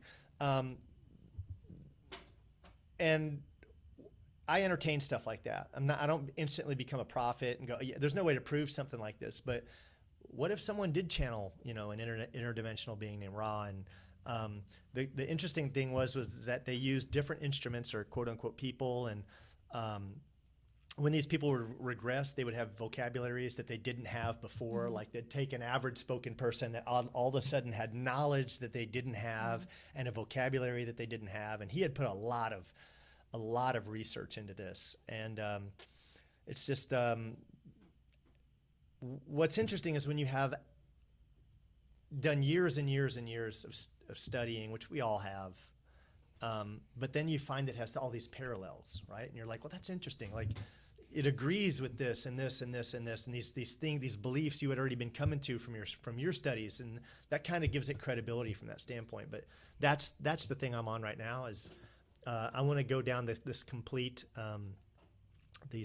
all these audio recordings of. So can higher densities influence lower densities if they feel like it? Like can, like you say, evil has 6 levels, right? Can a 6th level bad person come to the 3rd level and just fuck shit up just for the heck of it? That's interesting. I'm not sure, but Ra is a 5th density, and he does interact with our level. But he can only be channeled, not like inhabit a host well, body. when he talks about it, he's more than the reason he's channeled is because he's actually acting as a guide for our current humanity. Like he says, it's his. There are. He's not the only one. There's essentially this group that is kind of in charge of guiding us to the next density. And and what's interesting is there's and it's really, really enjoyable to watch, is there's a channel on YouTube called Spirit Science, and whoever did it, I can't remember who did it, but it's animated, and they did a great job of animating it. And this was everything that Ra was saying was incorporated in these videos on Spirit Science. And I remember watching all these videos of Spirit Science, and I was like, man, it's so knowledgeable, because he talks about everything. He talks about the Atlanteans and these continents that used to be there, and it comes all the way up through Egypt and goes talks about all these super cool things. And it's been a few years since I've listened to it. And the person who's writing it goes by the name, or by the moniker or the pen name of Drunvalo Melchizedek. I just remember that name, Drunvalo Melchizedek, who ends up being, if you look up the name Drunvalo, I can't remember what it's related to, but you'd have to look it up. It's pretty interesting. So anyway, that's the kick I'm on now. That's the conspiracy kick. I don't know if it's so much a conspiracy as it is just some interesting information. Ra, like the god Ra, R-A-H? Well, he got interpreted. So like Akhenaten, I don't know if you know, and I'm not, I can read something 10 times and forget 100% of it, but Akhenaten was teaching something different from all the other priests and all the other, I want to say rulers. What's the term? Pharaohs. They were all worshiping like one god, and he had, I think if I got this right, or it's either vice versa, and he was the one saying there's Set and Anubis and all this other, all these other gods and leaders, and I think he's the one who brought into Thoth, with the beak and all these other things, right? And as soon as he died, they went right back to being a monotheistic religion. But Ra had said he was channeling Akhenaten, and Akhenaten was kind of had it right? Like he said that the Egypt, and I remember reading about or watching videos or combination of the two, where the purpose of the pyramids, like when they looked at all the pathways in the pyramids, it was to match this journey you did. It was in the Book of the Dead or something like that by the Egyptians, about how you cross over this, certain areas and you arrive at the next place you're supposed to go. And that was all in that, in the Law of One too. He talks about that was the purpose of the pyramids, that it was to show you to practice that journey, because you could get lost apparently. And all that's there's similar things that kind of reinforce that in the Emerald Tablets of Thoth as well. So every time I add on another piece of knowledge, you find all these parallels where they agree, and very little disagrees. So it's interesting. So what conspiracies are you into, Joan? Are you into any? Is there any non-mainstream knowledge you adhere to? Not really. I think that our galaxy is a bubble galaxy. Like, like there's the universe and there's us, but we're separate. And that's why there's nobody coming to mess with us or anything like that. I don't understand anything you're saying, because none of that exists. I know. It's like, why? So I believe that there are aliens, right? Mm-hmm. There could be aliens on a flat Earth. Yeah, sure, but it's like, how old is the Earth? Well, they say 5 billion years. Yeah, and in all that time. But that's just a completely made-up number. That's you true. could say it's 500 quadrillion because you years. you can't date Conventional rocks. science puts Right, but 13.7 for the Big Bang and 5 million for the Yeah. Earth. Is it million or billion? Billion. Billion. Yeah, Billion, billion. sorry, Yeah, it's billion. billion years. Billion. Yeah, because But it's like millions and millions. for 13.7 dinosaurs, billion, right? and then 4.5 for the Earth. Yeah. that's a lot. It's a lot of 25,000 year cycles. I mean, Yeah, it's just a made-up number, though. I The think Earth could have been here for eternity, for all we know. I like to believe that there are parallel universes, but I grew up on comic books and superhero shit where that's kind of like the main theme, that there are because I think about all the choices I make in life and what I believe in, like reincarnation and things like that, and who's to say that there's not another me right now sitting at home, not here, hanging out with my kids. I can't say that I'm not. And it's just interesting to think about, but I think I don't like to research conspiracy theory, because at a certain point it all ties together, and then like what you know is like you're living a lie. Just like that simulation one. I kind of believe it to an extent. Yeah, simulation theory. But then there's also a theory that says like your DNA holds the answers to everything too, because if we're all just code, we are made up of other people. Why can't we just read our code? And we can to a certain extent. Like, you can take two people and read their DNA code and find out that they're related, like, I don't know, 20 generations back or something like that. So the simulation one kind of appeals to me in that way, but I really like Matrix too. So there's that one. I don't think we went to the moon. I really don't. No, we haven't. But yeah, I watched the conspiracy stuff about that when I was like 12, and it made a lot of sense. It did, and I guess I never really thought about it after that, because people aren't into that. We're like conditioned to be comfortable. Yeah, but people are like, anytime you talk about a person in general, I don't want to be like anything like one, because people are automatons, and they just do what they're told, and they believe what they're told. And there are conspiracies in this world that just come to light from searching. If you just search, there's people out there that know, that are sharing things, and if you just start going down the road, A, it's entertaining as hell. B, man, like, just I'm confident the Earth is flat. Now, I'm not going back to the flat Earth. I'm just saying, like, I think there's things you learn that it's like, man, I can't believe. And then it gets so much bigger once you know. Like, honestly, the Earth is flat. Is today for me the tip of the iceberg. It's just the tip, because you have no idea where that leads, and you can't go into it. I can't on camera go into where that leads, because I'd be labeled Crazy. not just crazy. I'd be labeled, and I can't. I think everyone knows it. Once you go flat Earth, it expands beyond that, and you'll spend forever researching it, because you want to know who's responsible. You want to know who did this. You want to know why would they do it. And then when it all starts to make. Then the real irony is it all makes sense when you have all these answers. You're like, oh shit, it all makes sense. A lot of people that are flat Earth believe the same exact things that I do, especially like these. But there's just certain things you can't talk about. You just can't talk about, and it's pretty interesting. What about you, Brenden? You on any of that next level shit?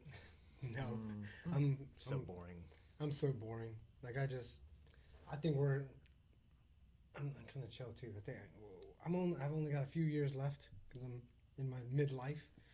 I don't want to give myself an ulcer thinking about flat Earth, and just I'm just thinking about, man, getting better at jiu-jitsu. That's Well, that's what brought us together. I do love jiu-jitsu. Like jiu-jitsu will, it'll forever be a part of my physical life. It'll be a part of. It's the only way I know how to make a friend. I don't know. I have no idea how to make friends. My daughter can make friends. My daughter says hi to everyone, no matter where we go. No, hi, and she won't stop. If you don't hi her back, she's just gonna sit there and look at you and go hi, hi, hi, hi. You know.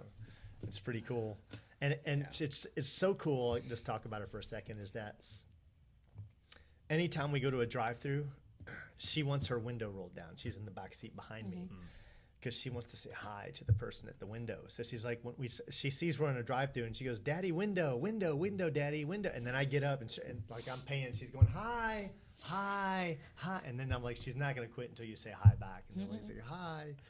So she's so. It's amazing how she just sees the world as such a positive place, and she sees everyone such a good people. She won't hug you. Yeah, that's a little bit of crossing over. You gotta earn the hug. Yeah. But she thinks the world is a great place to be in, and she loves everybody, and I think that's pretty cool, right? Because I think most people should be shot. So the fact that she can be my daughter and be that way, because half the people she's saying hi to, I just not really. I don't want to graduate on the 10%. I want to be on the good side. But most people, man, are douchebags, honestly. Yeah. There's a little bit of evil, and as you age, that's when those highs start getting less and less, right? You know, they said there's only people that are really honest is drunks and little kids. Drunk people tend to run their mouth too much. But yeah, like, you know, as a kid, just growing up. I mean, I miss those days. I have conversations with friends, and you know, just growing up as a kid, you know, younger, we did things. You know, I went to school, and as soon as I got home, I was changing clothes out of school clothes, and I was running down the street to my friend's house, getting on bikes. You know, and then we were exploring our town, getting, you know, skateboards, whatever, building forts out in the river, quarry. And nowadays, kids are, you know, stuck at home in front of a TV, talking to somebody on a headset, right? And they're learning, like, just, you know, the kids are probably cussing at, you know, hearing, you know, bad shit, and you know, through technology. And then obviously news is putting out an agenda. I think the TV was like the worst invention. It's such a distraction. I think so. I Right think there, and then internet. It's the worst. I think all technology is I love two-edged TV sword. though. I love TV, and that's why I think it's the worst, because I sit there with my mouth open watching. I don't watch TV. It's watching making us it. docile. I rarely Getting us ready to be culled or whatever, harvested by aliens. They're like, all right, make them fat and happy and slow so we can come and gobble them all. It's like, but really, if you think about it, it's one of those background things that you don't think about. Like the TV, it's non-threatening. It's just in your life. But have you ever Started going lived- downhill Yeah. right after the pager was invented. Oh man, You the, start the paging people. pager, yeah. Yeah. Oh, I got a page 911. Better call him back. Wait, gotta Yeah. find a payphone. But why do we feel so beholden to people like that? Like, for a time, like when smartphones came out, I didn't have a phone for like 2 years, and that was honestly, mentally, it was the best part of my life. I tried to have a flip phone Yeah, for the no. longest. My kids hated it. No phone whatsoever. If anybody wanted to contact me, they had to go through Nick. What about going to someone's house nowadays? Like I No. used to just show Yeah. up to my friend's house without even calling. Now you show up to the front door and start knocking. People come. What do you want? Yeah, Or they'll be like, they'll look at you like, why didn't you text me before you came over here? What are you doing, exactly. Yeah. Or go to pick a friend up. I would We used do to- that. I used to like. What are you doing I there? remember Yeah. my boys driving up in my driveway and like blowing the horn, dee-dee, and I'd think go it's- out. Nowadays, it's people different now because you're an adult though. It's different when you're an adult. Like if I was a kid and somebody just came over, I wouldn't think anything of it. But now, as like I'm trying to keep house and whatever, if you surprise me in my routine in the middle of the day, even if we're best friends forever, I'm just gonna be like, bitch, why didn't you text? Like, You're wearing your house clothes. yeah, you like got I mop in don't your have my hand. pants on because like I'm in like Yeah. yoga pants or whatever. Or, like, But is it doing really things. putting you out though? Is it?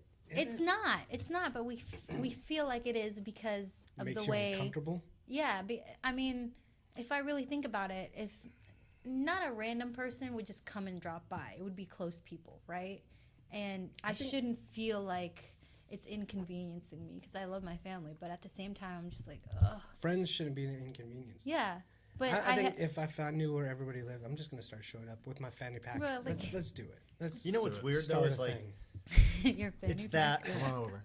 Yeah, hang out. Hey, all you guys come over after the podcast. We'll sit down, barbecue some food, and drink All right. a Kool-Aid. I'm just gonna like pop by at a Pop weird by. hour. Why not? Screw it. I clean I'm so immaculate with cleaning my house that I look around like, why is it always fucking clean? Like No. nobody comes here anyways. Nobody shows up. Honestly, my house. Dude, is I gotta a impress. It's a shit But yeah, storm she's all the raising time. she's got 3 children. I have and 3 it's- kids. I think it's I'm at different for home all everybody. day. I have And a it's pet, 2 pets, I have 3 2 kids, dogs. a husband, me, and it's like the laundry never ends. Laundry It's never literally like I could wash all the laundry in the house in one day and put it all away, and then I'll turn around and be like, where the fuck did these clothes come from? It's like they're breeding when I'm not looking, you know, like, and I think it's just when you have a routine, you get comfortable.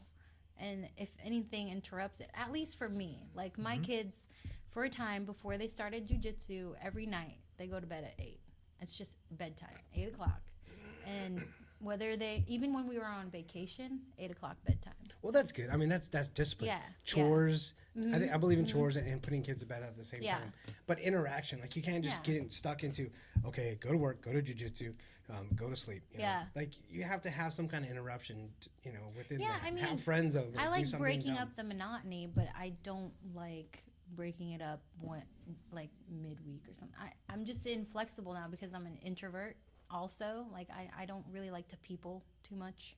It's just not, it's I get mentally that. exhausting to be, because like honestly, when I'm out in public, I'm trying to give my best in public. Like I'm trying to be positive. I don't want to be that dark cloud in the room with somebody. But sometimes, like when you're doing it for hours, like even with family, I want to know everything that's going on in their life and make them feel like they matter to me, right? But then after like spending a day with family and like being there for them, I just have to be like alone. I can't do that. Well, So, you can't live I don't like constantly it. trying to please everybody. Fuck Yeah. everybody else. Like you got to make yourself happy But no, too, it's right?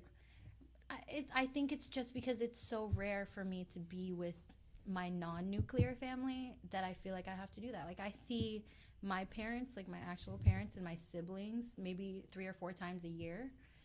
So it's like a whole day of me wanting to catch up and like soak in all of their lives because I want to know. Just like with my kids, it wears on me because I need to know what's going on in their lives. Because I don't want to be one of those parents where it's like, oh, I didn't know that they were struggling, or why would he, I don't understand why he would ever do something horrible like this, right? I don't want to be that. So it's just, I'm trying to play the long game where it's a positive end result, but it just wears on you. And like, yeah, I like being spontaneous. Like jiu-jitsu was a spontaneous thing for me. I thought I would never ever start it, honestly. And like some things, like if somebody comes and they want to take me out of the house, yes. If it meshes with my husband's plans, like we're not seeking permission. We're just making sure that nobody's inconvenienced in that respect.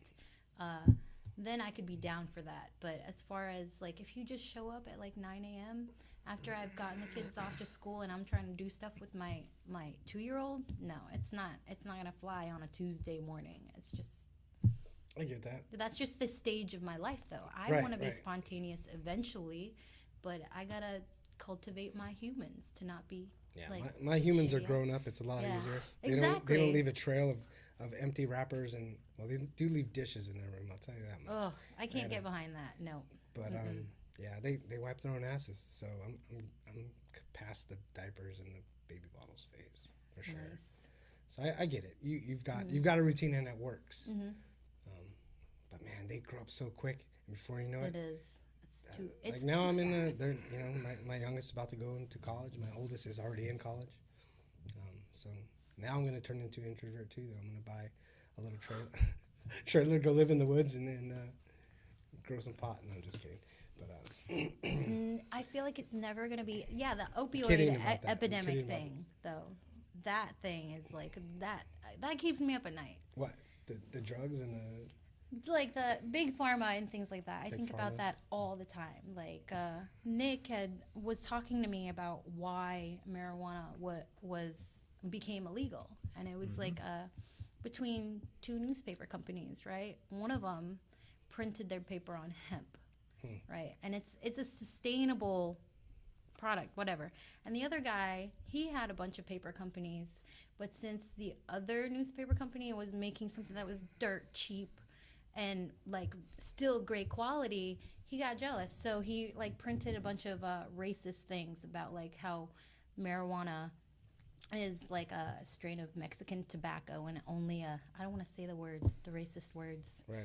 But yeah, he said that only these two types of people smoke marijuana, and if you let it become legal, they're gonna come and rape and kill you and things like that. And it was like years and years ago, like decades ago, and people, you know, like Well, laws changing now, they but buy yeah, I in. get that Yeah. though. Like the history yeah, behind stuff. just like the same thing with that, like how the clergy had to become celibate. It wasn't because God said so. It was because they were kids. no. It was because they were fucking everybody's wives. Oh, Like they said, I'm a man of God, so you have to have sex with me. So like it got so bad that, you know, the really higher up people were like, you know what, you just can't have sex at just all. with little boys when nobody. Oh my God. Right? I don't know. I mean, I don't this know. was all over Maybe the it news. was. Maybe that was their caveat. Like, okay, fine, but I get to fuck the kids. Like, that's We're slowly- so fucked We're, up s- when we're you think slowly about it. evolving now. Too slowly. I feel like. They're writing new laws and amending stuff. Yeah. But we're still on fossil fuels. Hopefully that changes soon. Yeah. I don't think it's gonna change. Did you ever read it? Did you ever see anything about this guy? I think his name was Stanley Meyer. I think his name was Stanley Meyer, but he was an Australian. Don't quote me on the name, but it was all over the news at the time that he had made his car run off water 100%. Yeah, right. That, It's like a Volkswagen. I was just thinking. I think I heard of that one. And Wow. supposedly his brother said that big billionaires, big oil companies offered to buy his patent, and he refused to because he said only if you'll share it. Are you planning on sharing it? And it was like, no. Oh no, they're gonna bury that shit. And then he was killed. He was like ran off the road or something. He died, and then all of his some people broke into his house and stole everything, all of his papers, you know, all of his plans, and nobody can reproduce what he had done. And there's a guy in Brazil now supposedly riding around a motorcycle on 100% water. Did you know the Henry Ford's first vehicle ran on ethyl alcohol and not petroleum based? Interesting. 1906. I think it's- I mean, you can- He built the quadricycle, which I'll- would run on. And they're all out there, but they just they can't beat And that these just happened big to be oil companies, right? 20 years before Prohibition. I was gonna build a biodiesel. It's an easy conversion. It's like you can do it in a day, and you just take any diesel car, and it'll run off vegetable oil, Right. corn oil, whatever. You can go get it from like all the fast food joints, right? And They're throwing out. there's actually a company in Jacksonville that collects it. and cleans it, and it's biodiesel. So if you can go buy it from them and it's ready, but you can make agreements with restaurants to just come pick up their oil and clean it yourself, and you're essentially getting free fuel. What did you just do? Run it through a strainer? Basically, yeah. And drive around, your car smells like French fries. Yeah, it does. It's not a bad life. You get to smell it. And There's not some get there's fat some from it. documentaries and stuff like that. People that do that. Supposedly there's planes flying around on biodiesel. There's 747 jets. There's at least one, I know. Wow. Yeah, that's where we need to get to. You can't run out of that. That and universal health care. Like, I have strong feelings about that shit. Like, so many countries have universal health care, and yet we're still... They don't give a damn. They're retired military. By the way, did you get your benefits? No, I didn't. But did you know if you just apply for them, you'll get them? I didn't retire. It doesn't matter. Go out there. 9 out of 10 people that were ex-military that just apply. Just go out and apply for your medical benefits, and you'll get a lifetime of medical. You'll never have to pay for insurance again. That's crazy. My dad only did I 8 get it years. from my company right now. Yeah, but you pay for it. $11 a month. Oh, that's pretty damn good. Yeah, Most people pay. $12 a month, or maybe it's $11 every 2 weeks. The problem is going to be where it's going to hit you hard, though, and I mean hard, is when you eventually stop working for that company. Yeah. Because when you're in your 60s, you're going to be, hopefully we're alive, 60s, 70s, 80s. That's when your insurance goes $800, $900, $1,000 a month. And actually, let's take inflation into account. I bet you're going to be paying $1,500, $2,000 a month for insurance at the end of your life. I won't live past 65. Here's one I was big into for a while. You're talking 65. Whatever you're talking. Has anyone ever? I take that back. I won't retire. Once the diapers 65. come into play, I told Nick to buy a shovel.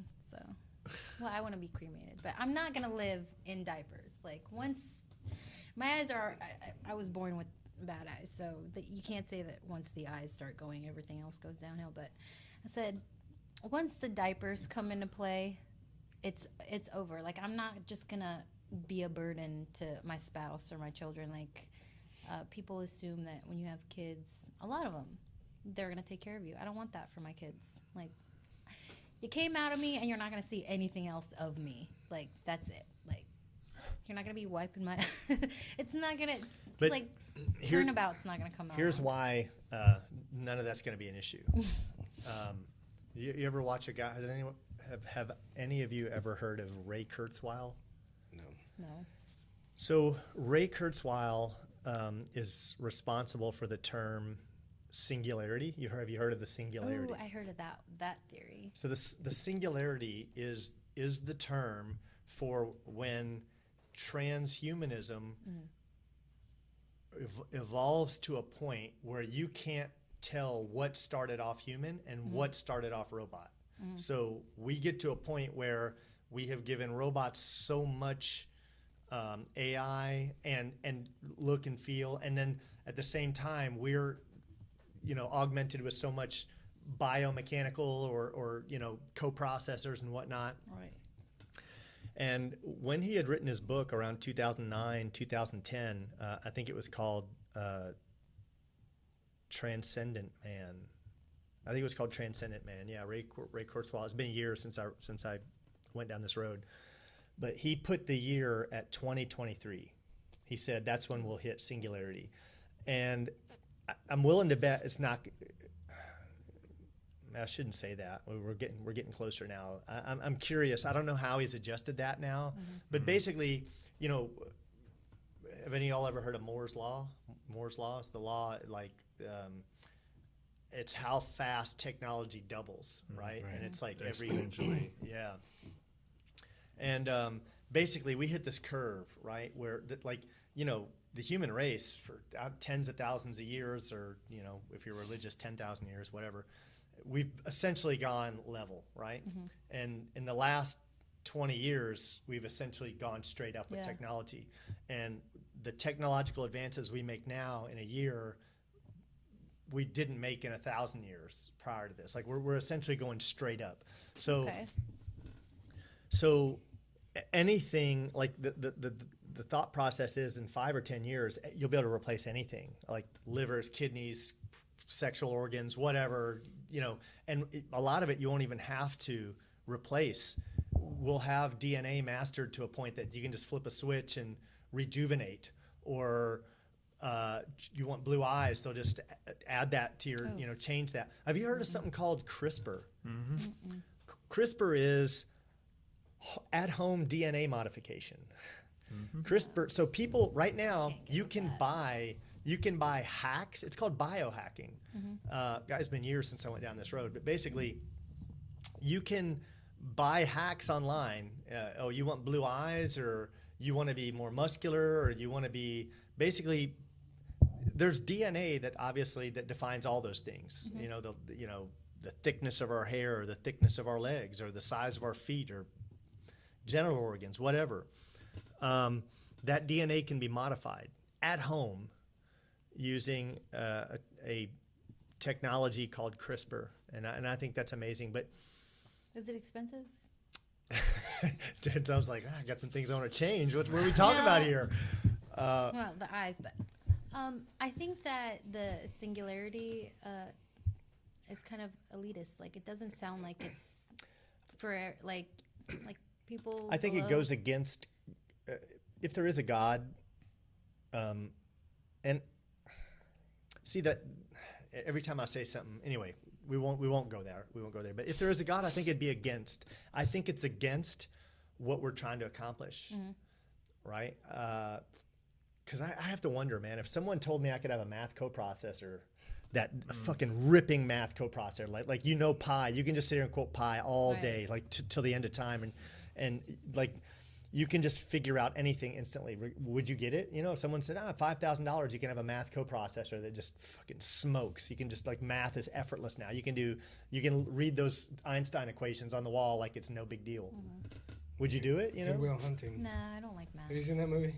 Yeah, it was excellent. I watched It it. has to be practical for me. Like, I don't have a reason to want to know pi all day long.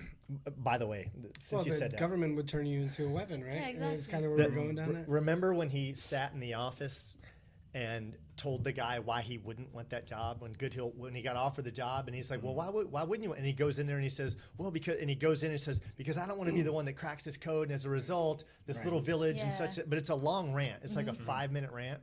Well, when you're pursuing acting, you have a monologue, and that's how you go in when you sit down, and they may ask you to read something, but a lot of times you'll have a monologue, or it'll be both, right? But that was my monologue I was working on, and I've totally forgot even how it starts now. But that was I thought that was such a badass monologue, right? That like if you could do that and do it with the same intensity, you were set. Yeah, no, But then that's a good. Yeah, I that was think pretty that's a dope dangerous monologue. concept, though.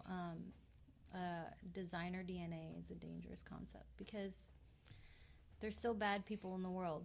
You don't know that somebody's gonna, come out and be like, "All right, so I can just make myself a super brain and take over the world or whatever," because even average people can come up with dangerous ideas.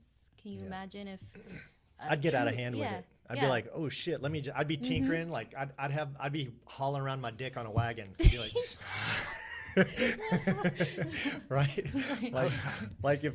I'd get out. I'd be like, how far can you press this DNA? All right, let's just see. Have you seen the people that go crazy with plastic surgery? Oh god, Jeez, yeah. they look Like that show frickin'- Botched. Like, oh, It's just like- like that. like People can't handle boredom and money. exactly. You ever seen that? You ever seen that meme that says, "Who the fuck do you think you are?" And it shows this dude walking with his chest out right, and there's 2 chicks walking in front of him carrying his dick. Have you ever has any of y'all seen that? No. Oh, it's hilarious. Post it Oh on my Facebook. God. Yeah, right. I will never post anything on Facebook.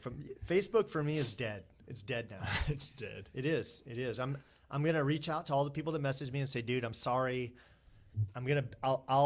It's gonna be a business portal for me now. Yeah. Fuck Zuckerberg. Fuck him, man. That guy. that there's no freedom of speech. I should be able to post whatever the fuck I want. It's my friends. You know, who's he to tell me what I can't post to my friends? God dang, I get pissed every time I think about it. Yeah. You know? You're still in jail. Still in jail. People have messaged me or they've tagged me and I can't even. I can understand if he said, all right, well, you can't post. I'd be pissed about that if I just said, well, I can't post anything. I can't reply to a private message. I can't like a post. I can't even, this is what really pisses me off is I paid to advertise on Facebook. I spent like $150 last month.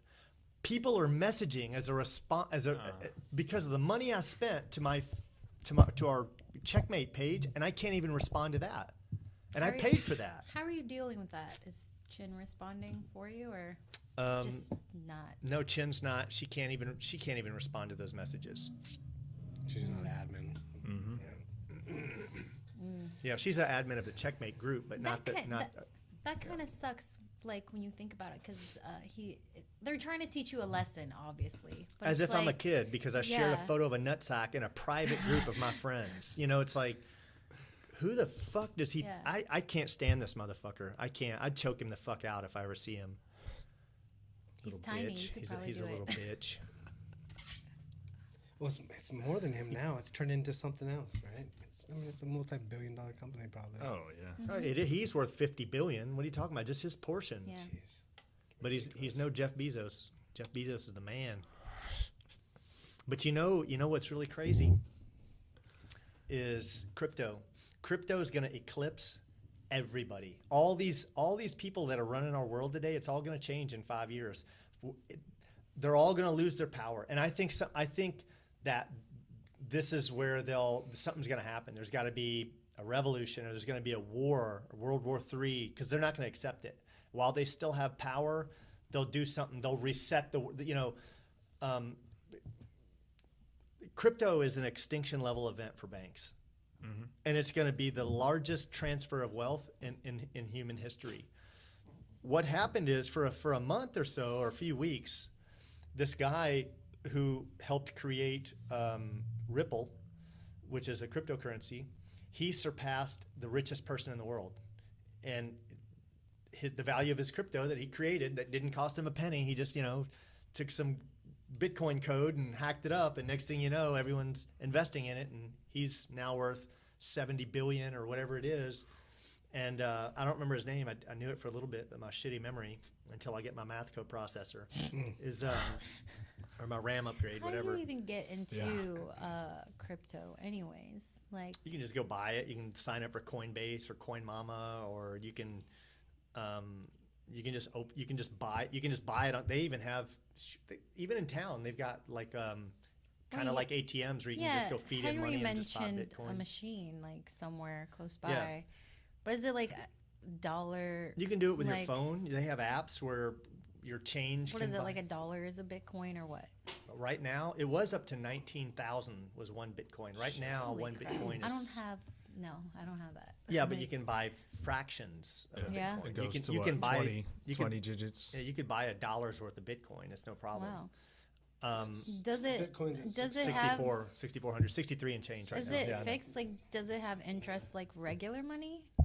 Does it have what? Interest. Like, regular money is deflationary. Regular money is constantly deflating, constantly, right? That's why every economy, every nation's economy ultimately collapses. Yeah. Ours will. America will collapse economically. There'll be another depression. Your value is going to be. I'm certain that's already. It's happened to every country. I think the longest a country's made it. I think we're at it. The U.S. right now is kind of the longest. But if you look, I don't remember all these numbers anymore. If you look at where the dollar was, what it bought, and then you look at it today, it's like it's went straight down for the last 50 years. Well, since we've used the dollar. Yeah. Cryptocurrency is inflationary. It will have drops. That's normal of any currency to dip. But for the most part, it will only go up because it's finite. See, that's the thing about when a nation prints currency, it's infinite. You can just the more you print out, which they do every year, they just keep printing it out. You're just devaluing. Yeah, thank you. Or devaluing. Thank you. you're just devaluing money. The more you print out, less there's more supply, less demand. So well, another thing I learned is that like countries can make compromises to raise the value of certain other countries. Like a few years ago, like there was a thing with Europe and Japan, like they were trying to devalue the yen to bring up the euro or something like that, and I was like, that can't be, that's not right, like because you're affecting whole economies without even, like if I hadn't had to look up the information for something else, I would have never known. But that's like, are you using crypto now to pay for things? you can, as an example. You can buy anything on Microsoft.com with crypto. You can buy anything on Newegg.com with crypto. You can buy anything on Overstock.com with crypto. You can buy anything on Xbox. You can buy anything on part of Microsoft. Yeah, you can buy anything on indirectly on Amazon. The largest Amazon allows you to use crypto to purchase. You can't buy the products directly, but you can buy Amazon gift cards. And then you can buy anything you want. So indirectly with Amazon, it is becoming, it's just now getting critical mass. Like it's just now getting critical mass. And there's one guy out there named John McAfee, who, if you've ever heard of McAfee Antivirus, he's the creator of it. He sold it, and he has many Bitcoin farms, although I heard recently he sold those. But he said if so Bitcoin right now is at like 6,300 and change. He said if Bitcoin didn't hit $250,000 per Bitcoin, no, $1 million. He said if it didn't hit $1 million per Bitcoin by 2020, he'd eat his own dick. He's funny. crazy. That's a bold statement. We're Yeah. pretty close to 2020 here. So Yes. I don't think we're going to hit that number. But who knows? Who knows? I think it's going to go drastically up, and I think $1,000 worth of crypto could change someone's life, like drastically. I've told all my friends this. All that noise you hear when you walk into school, when you go in the women's bathroom, that hum, Honestly, I thought you had fans back there or something like an it's all industrial fans. dryer. It's industrial fans. Yeah. They're all Mining machine. Yeah. I've got 10 rigs going, so I've got like a decent mining operation going What does at all that do to your times. power bill? About last month it was $1,700. That's a typical month. That's a lot. It's a lot of mining, but I couldn't buy that much crypto for that amount of money. It's profitable.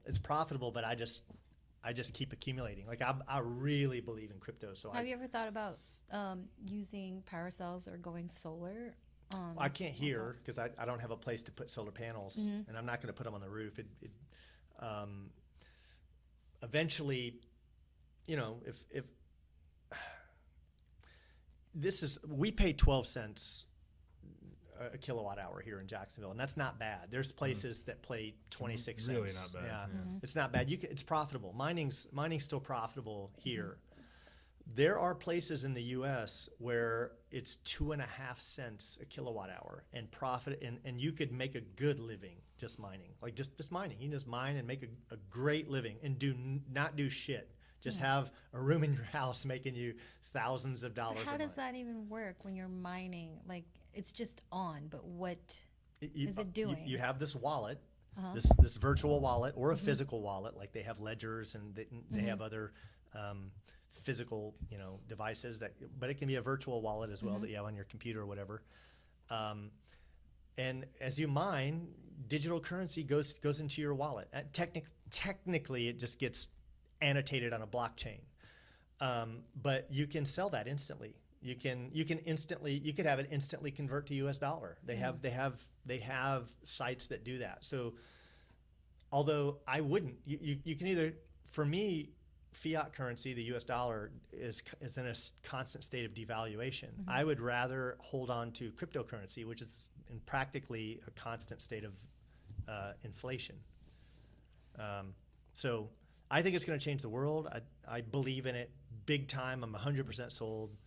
But it also has to change the world, because the people that control all of us here and 90% of the world, those are the people that are in control of the banking system, and that's how they control us. They print the money. They can do whatever they want. Wars are fought over fiat fiat currency is the reward for wars. I think right? it makes sense to have one universal currency, though. I mean, because the exchange rates are just.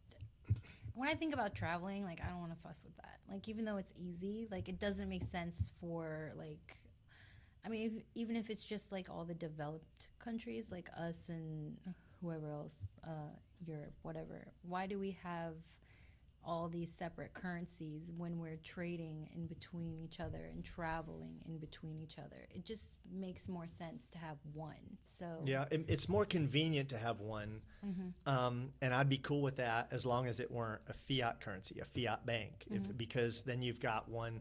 The problem with our currency is it's privatized and it's illegal as fuck. It's like the most illegal thing, and we're just conditioned to it. That everyone just accepted the fact that these fuckers started a bank privately and charged. It's a pyramid scheme, isn't it? No, because they're borrowing your money, and then they're giving it to somebody well, else. First off, at the highest level, our government every year says, here's how much money we're going to print and we're going to spend. This is our U.S. budget. And the private bank, the Federal Reserve, prints that out, gives it to the U.S. government at 10% a year interest. And they get that 10%. So you're talking about, I don't know what it was let's just say it's 5 trillion. Let's just throw a random number out there. They get 10% of 5 trillion, $500 billion for nothing. For nothing. That's private people that are just printing paper. And that's illegal as fuck. You can't have a private company printing a nation's currency, but they do. And then to take it a step further, they own the banks. And banks use something called a fractional reserve banking system, which is every dollar that gets paid back, they're allowed to create 10% of that out of thin air, it just digitally. So in other words, if I own a bank and I give out a $100,000 loan, and now you sold your house and you pay back the $100,000, not only did I get all the interest you paid, I instantly just got $10,000 more dollars. I just got to invent it out of thin air. That's a fractional reserve banking, or at least that's our fractional reserve banking system. And all countries are operating off this in a constant state of daily inventing of money, which is a constant devaluation of everything you own. And it's been proven, it's never been successful in history that this is it always fails. Now, cryptocurrency, there's different forms of cryptocurrency. Some are infinite and some are finite. I only invest in finite for cryptocurrencies because they're in a constant state of value. There's no more. So if I want to buy it from you, I got to buy it from you for more than you paid for it. Most likely, it'd be stupid of you to sell it for less. And if you look at the history of cryptocurrency, if Bitcoin doesn't go up this year more than it was last year, this will be the first year it kind of failed. But it went up so much last year. It went up like 3,000 something %. Like, it made tons and tons and tons of millionaires. Tons, just like buying Lamborghinis. Yeah, Lambos left and right. Last year was the year it did that, and it brought all kinds of attention. And by the way, I was kicking myself in the ass because 4 years ago I believed it was going to do this, and I told my dad. I said, "Dad, I'm buying $10,000 of crypto," and I had already opened up my Coinbase account. My Coinbase account's 4 years old, and I just failed to pull the trigger 4 years ago, and I'm kicking myself in the ass because $100 would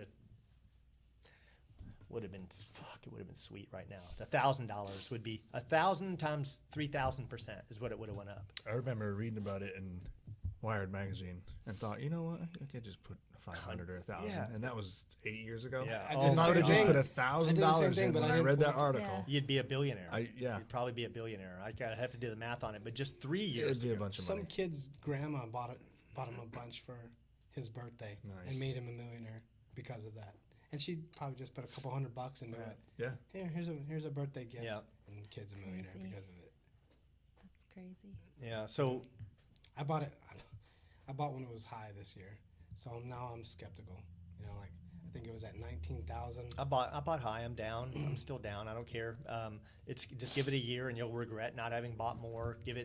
By 2020.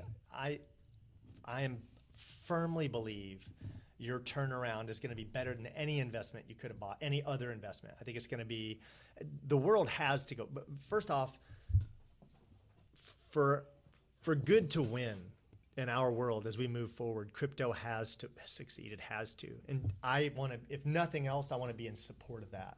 If nothing else, I want to be part of that movement. Crypto has to work and fossil fuels have to go away.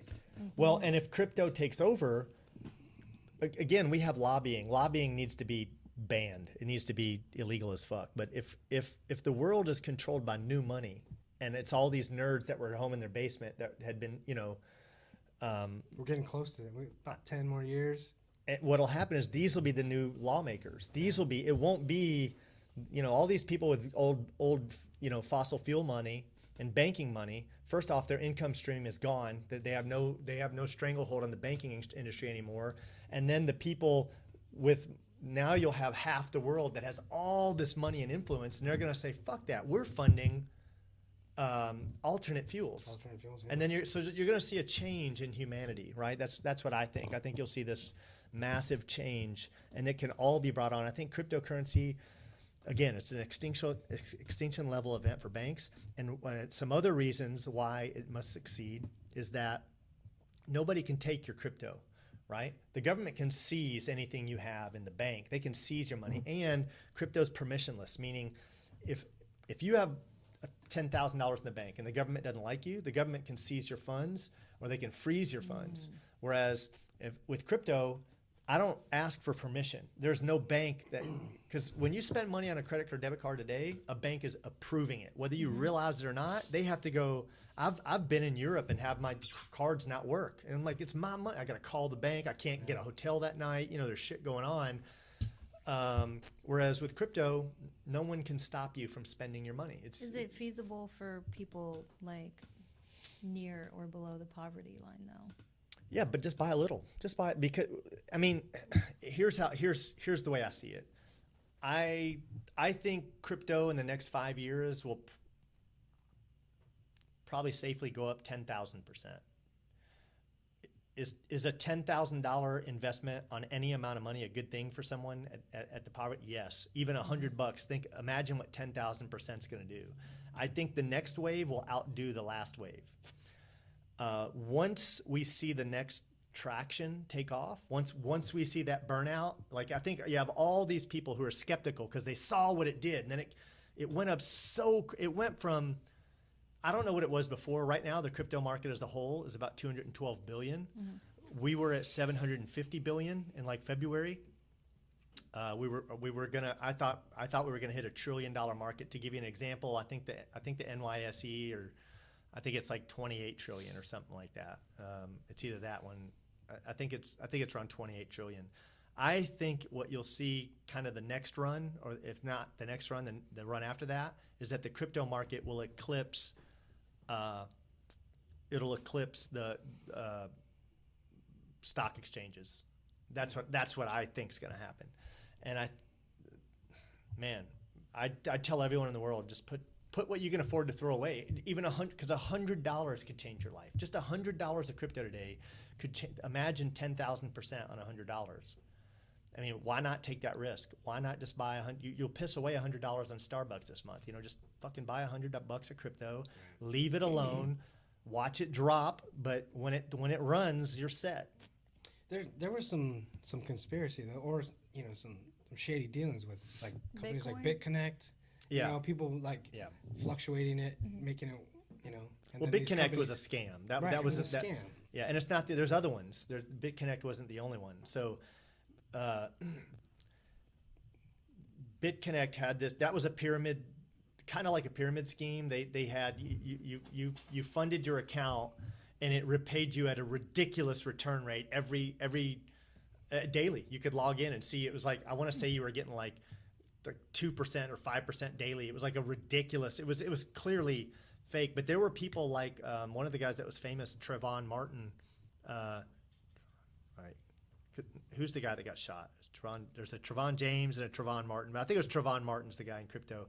But this guy named Trevon became a multi-millionaire off BitConnect, and he wasn't the only one. There was like these guys were all over YouTube, and they had just put in like a couple $100 in BitConnect, and it did pay you up until the point that they Got exposed. got exposed. But anyone looking at that should have known the level of risk, because nothing can guarantee you multiple percentage a day, even 1%. If you ever come across something that guaranteed, you know it's a bad investment when it's guaranteed, right? Like that's how you know. If someone, dude, it's 200% guaranteed, fuck, walk away right then and there. It's like there's no such thing as a sure thing. There's no such thing, right? If you're not taking a risk, there's no good return.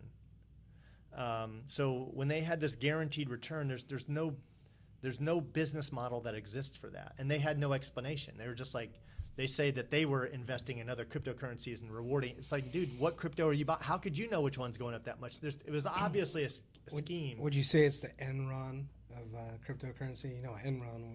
Yeah. It was definitely the. I'm not super up on it. I remember hearing about Enron, but I'm not super. I was just a huge company that was, they're just cooking the books. Yeah. And continuously making money. Yeah, but it wasn't a pyramid scheme. They were just cooking the books, right? It wasn't. Right. Yeah, they were more like the BitConnect was more like the who's the dude that took all the millions, the hundreds of millions from people? He was the fake investments in properties. New Yorker. Starts with a B, right? No, that's not B right. or an M or what was his name? Such a famous case, right? He made so much money. I'm not talking about the Wolf of Wall Street. I'm talking about the other guy. not the gecko guy. The other. It's in the last. Frustrates me because the moment y'all would walk away, his name would come to me. Yeah, no. Madoff. Madoff. Bernie Madoff. Yeah, M. I said a B or an M. B It's Bernie and M, Madoff. it's both. Fuck me, my brain, man. I need to get on a regimen of fucking Adderall. Anyone on Adderall? No. I'm gonna get on that shit, man. I've done Adderall one time, and it was while I was in IT, and I had like, when you're in IT, you have constant flux of work. It's constant. You can never get caught up. And I just remember I had like shit in Notepad and shit in OneNote, and I had shit everywhere, papers, and a buddy of mine gave me an Adderall. The next day I went to work, like I forget the day I was on Adderall. The next day I went to work and my desk was empty and all my work I was 100% caught up. We're talking shit that I thought would take me. First off, I never would have got the motivation, but if I had the proper motivation, it would take me a year, right? Like on a normal day, that's how you're looking at it. And he gave me that Adderall, and I had knocked out everything, like absolutely everything. And you're fucking with the chemicals. Have you researched Adderall at all? It's horrible, man. What does it do to you in the long term? It's basically crystal meth. It's meth. It's meth. It's meth. Yeah, no, I knew that. That's what it is. So my advice. Really? Yeah. Try it. But they Same. give these, It's the same chemical gives it makeup. They to change kids. one molecule. Kids are taking this though. Yeah, it's fucking a drug. It's It's meth. the same meth that the 50s housewives were taking when the house was clean, dinner was in the oven. Meth is She was fucked up. popping Adderall all day. It just was called something else back then. Yeah, no, I know, I understand. Like I do understand, and the way, like, I remember the first time I went to, I'm in IT and I got hired. The current company I work with, once in a while I have to travel with them, but I went and I worked for my boss, and this man. We were implementing some new system at a hospital, and this fucker just wouldn't stop working. And I'm like, he's just like, just like, and I'm like, lunch goes, and I don't want to say anything because I'm the new guy at the time, right? He's and like 6 p.m. comes around, like 9 p.m. I'm like, dude, my stomach is. I don't want to say anything because no one else is saying shit, and I'm just like, my stomach is hurting inside. Later on, he told me, I was like, dude, because we got to be good friends. And later on, I'm like, dude, I don't know how you do it. And he goes, I was on Adderall that day. Because I told him, I was like, dude, I was so fucking hungry when I met you. I just wanted to go eat. And he's like, I was on Adderall that day. He's like, you don't even get hungry on Adderall. And I was like, man, I was too new to say something. Try it. Fasting helps with. Yeah, it does. Once your body gets into keto adaptation and you're Yeah. keto adapted and your body just starts burning all the fat, but you don't have a lot of body It fat. ain't on the level of Adderall though. I agree with you that like my productivity did spike. Like there's no question when I was fasting and I was like starving. You're like, but Because you want to take your mind off of the hunger, though. No. It's just Yeah? it's not Really? even that. Yeah. Yeah. You just It's I don't look like I fast. I but, didn't. But I didn't do the 2 weeks to get past the keto flu, but no it just wasn't when for me. when you're hungry, your brain goes into a different state, right? Like alertness, because like it's based on this is how we were for thousands of years. When you were hungry, you're listening for animals in the woods or whatnot. Your alertness goes way up, right? Because this is what we do. It's like that. This is a survival mechanism. Right. So when we apply this to how we work today, when you're really hungry, our ability to focus and concentrate goes up. right, energy increases. I mean, not to the point of starvation where you haven't ate for 30 days, because that's what it takes. That's what it takes is like, a long period of time without eating. Your body always needs water. But when you're fasted for like 22, 23 hours, and you can just do it, like do 22, 23 hour fast in one day. Just eat once a day, but get your calories in. Do a 4,000 or 2,000 I get an 8 calorie hour window, but it's like I think it's hard, like doing fasting for 6. But I don't know. I'm Yeah, an you haven't emotional tried it. eater, so You haven't tried it. I Try it. just started. It's just I don't know. Well, okay. Anyway, either way. You can do a minimum of 12. It's better than Yeah. nothing. 12 like is 12, way better. Yeah. Yeah, 12 is better. 16's hard, but you on 16 you definitely see increased productivity. Yeah, I'm in okay the with morning. it for now because I just I keep busy. Like my kids are a distraction, so it's easy in that way. But when I'm alone, I'm just like, God. See, the problem with IT work, my line of IT work, is there is like 100 enhancements that are on the board for us to make, and umpteen problems that if I don't figure out the root of the problem, no one's gonna like spank me and fire Right. me, but they're gonna keep recurring and cause our client to be unhappy. And you've got so much work that you don't know where to start. Right. So it's hard to work because you're just like, every time you look at it, it's such a mountain. You're just like, man, what's the point? You look at it and you're just like, and you end up working on what's squeaking. So if someone, the work is driven by the client, which is wrong. Really, you should be taking it. And yeah, so that's the problem. That's the problem with being in the IT field. Why I hate it, right? Because all I do is fantasize all day long about a job where I could just it'd be brainless, or like your work is finite daily. Like, here's my work, you do that and you're done, and everyone's happy, and you met your quota and you're happy. And I want to go to that, right? Like I do dream, and I don't care. I want care it to about be the like mentally satisfying, but not like so much pressure. Like I can't work somewhere where it's like the same thing every single day because it wears on you. I want to be in service to someone. Yeah. That's the job I want. I want to Like- legitimately be in service. Like IT, I'm not really in service to someone, right? Like as a whole, the health system I'm at might benefit from it, but I'm not in direct. I want to be in direct service. Like Yeah. I even thought about being like, two things I would enjoy being as a cop in a small town, or a jail. What's it called? CO? Yeah. A corrections officer? Yeah, corrections officer. Because two reasons why I'd like to. If I were wealthy, I would be a corrections officer, and here's why. Is first off, every day you would go home happy as fuck. Like you're like, I am not in a concrete box. Like, you know what I'm saying? You would go home just like, thank God I'm not in a concrete box, right? Like they can't move. So you would be thankful daily. That's the one reason I like it. But the second reason I like it is you could possibly make their lives better just by being cool with them and trying, doing anything you are allowed in your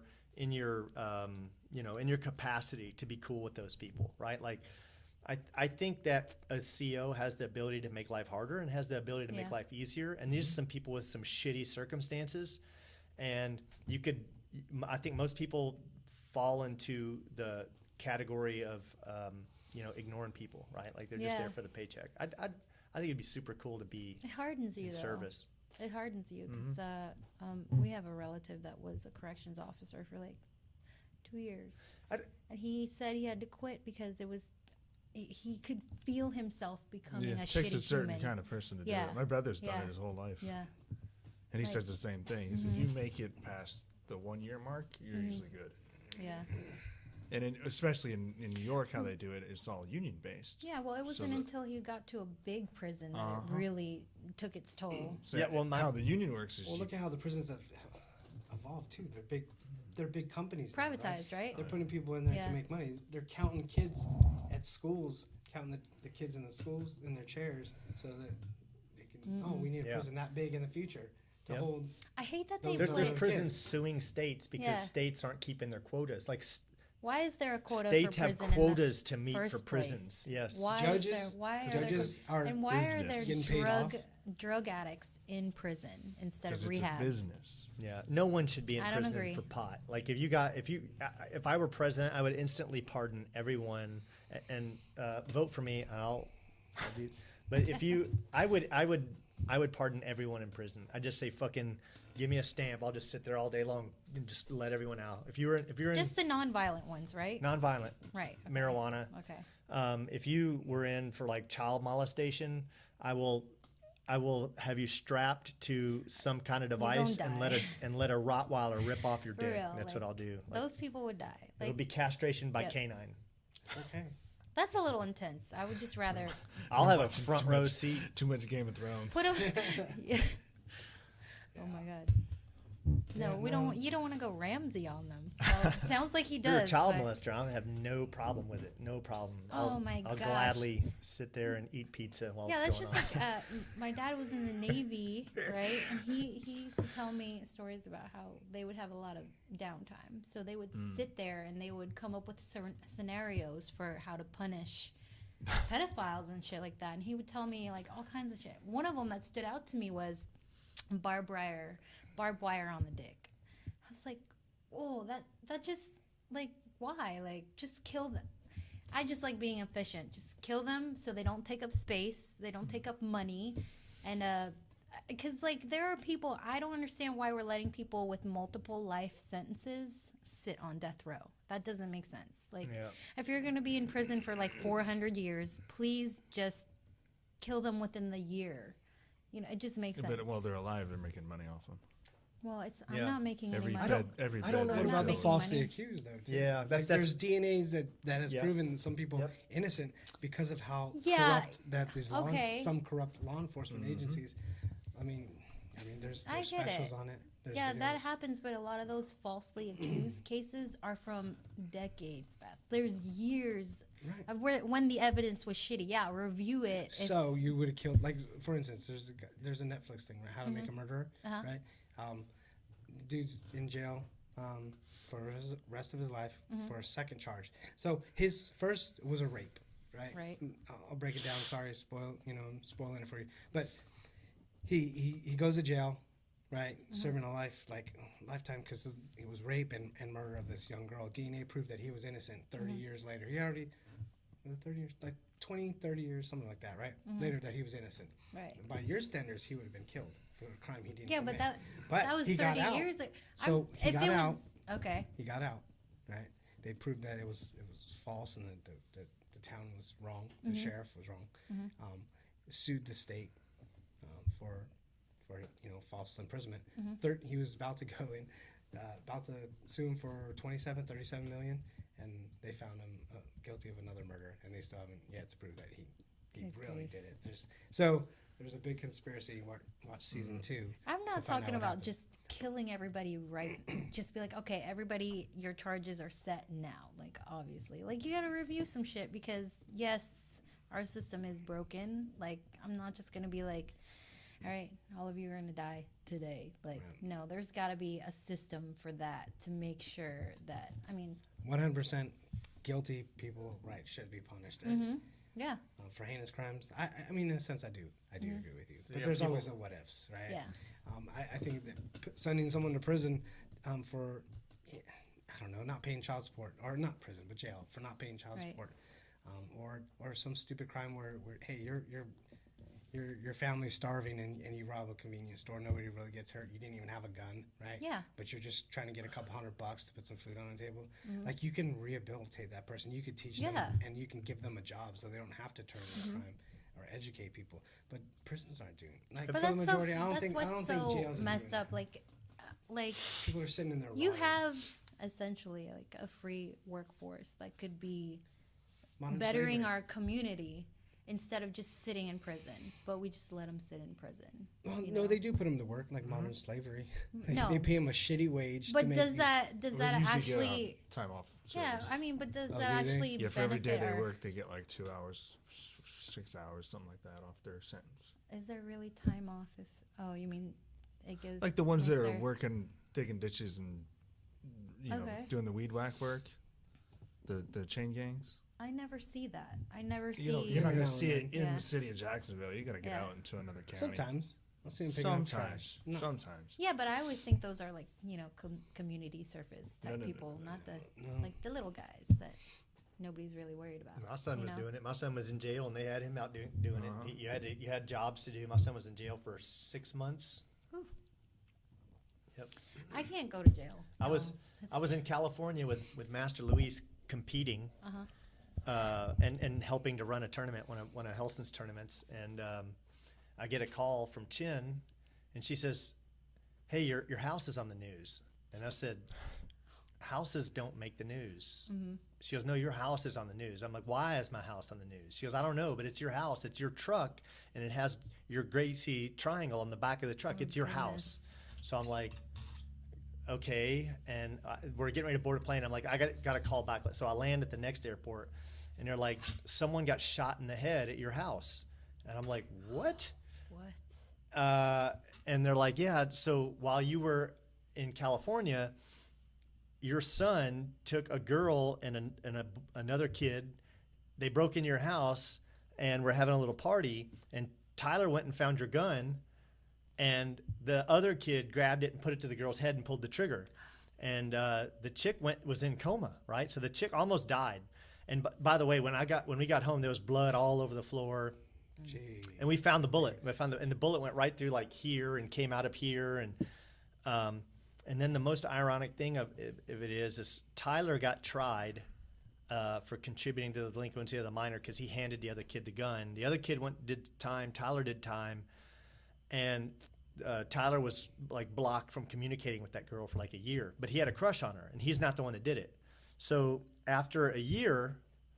And by the way, she sued our homeowner's insurance and got like $250,000. And then she was able to sue the other kid's homeowner's insurance and got money for him too. Her and Tyler got together and lived together for like a couple years. So Wow.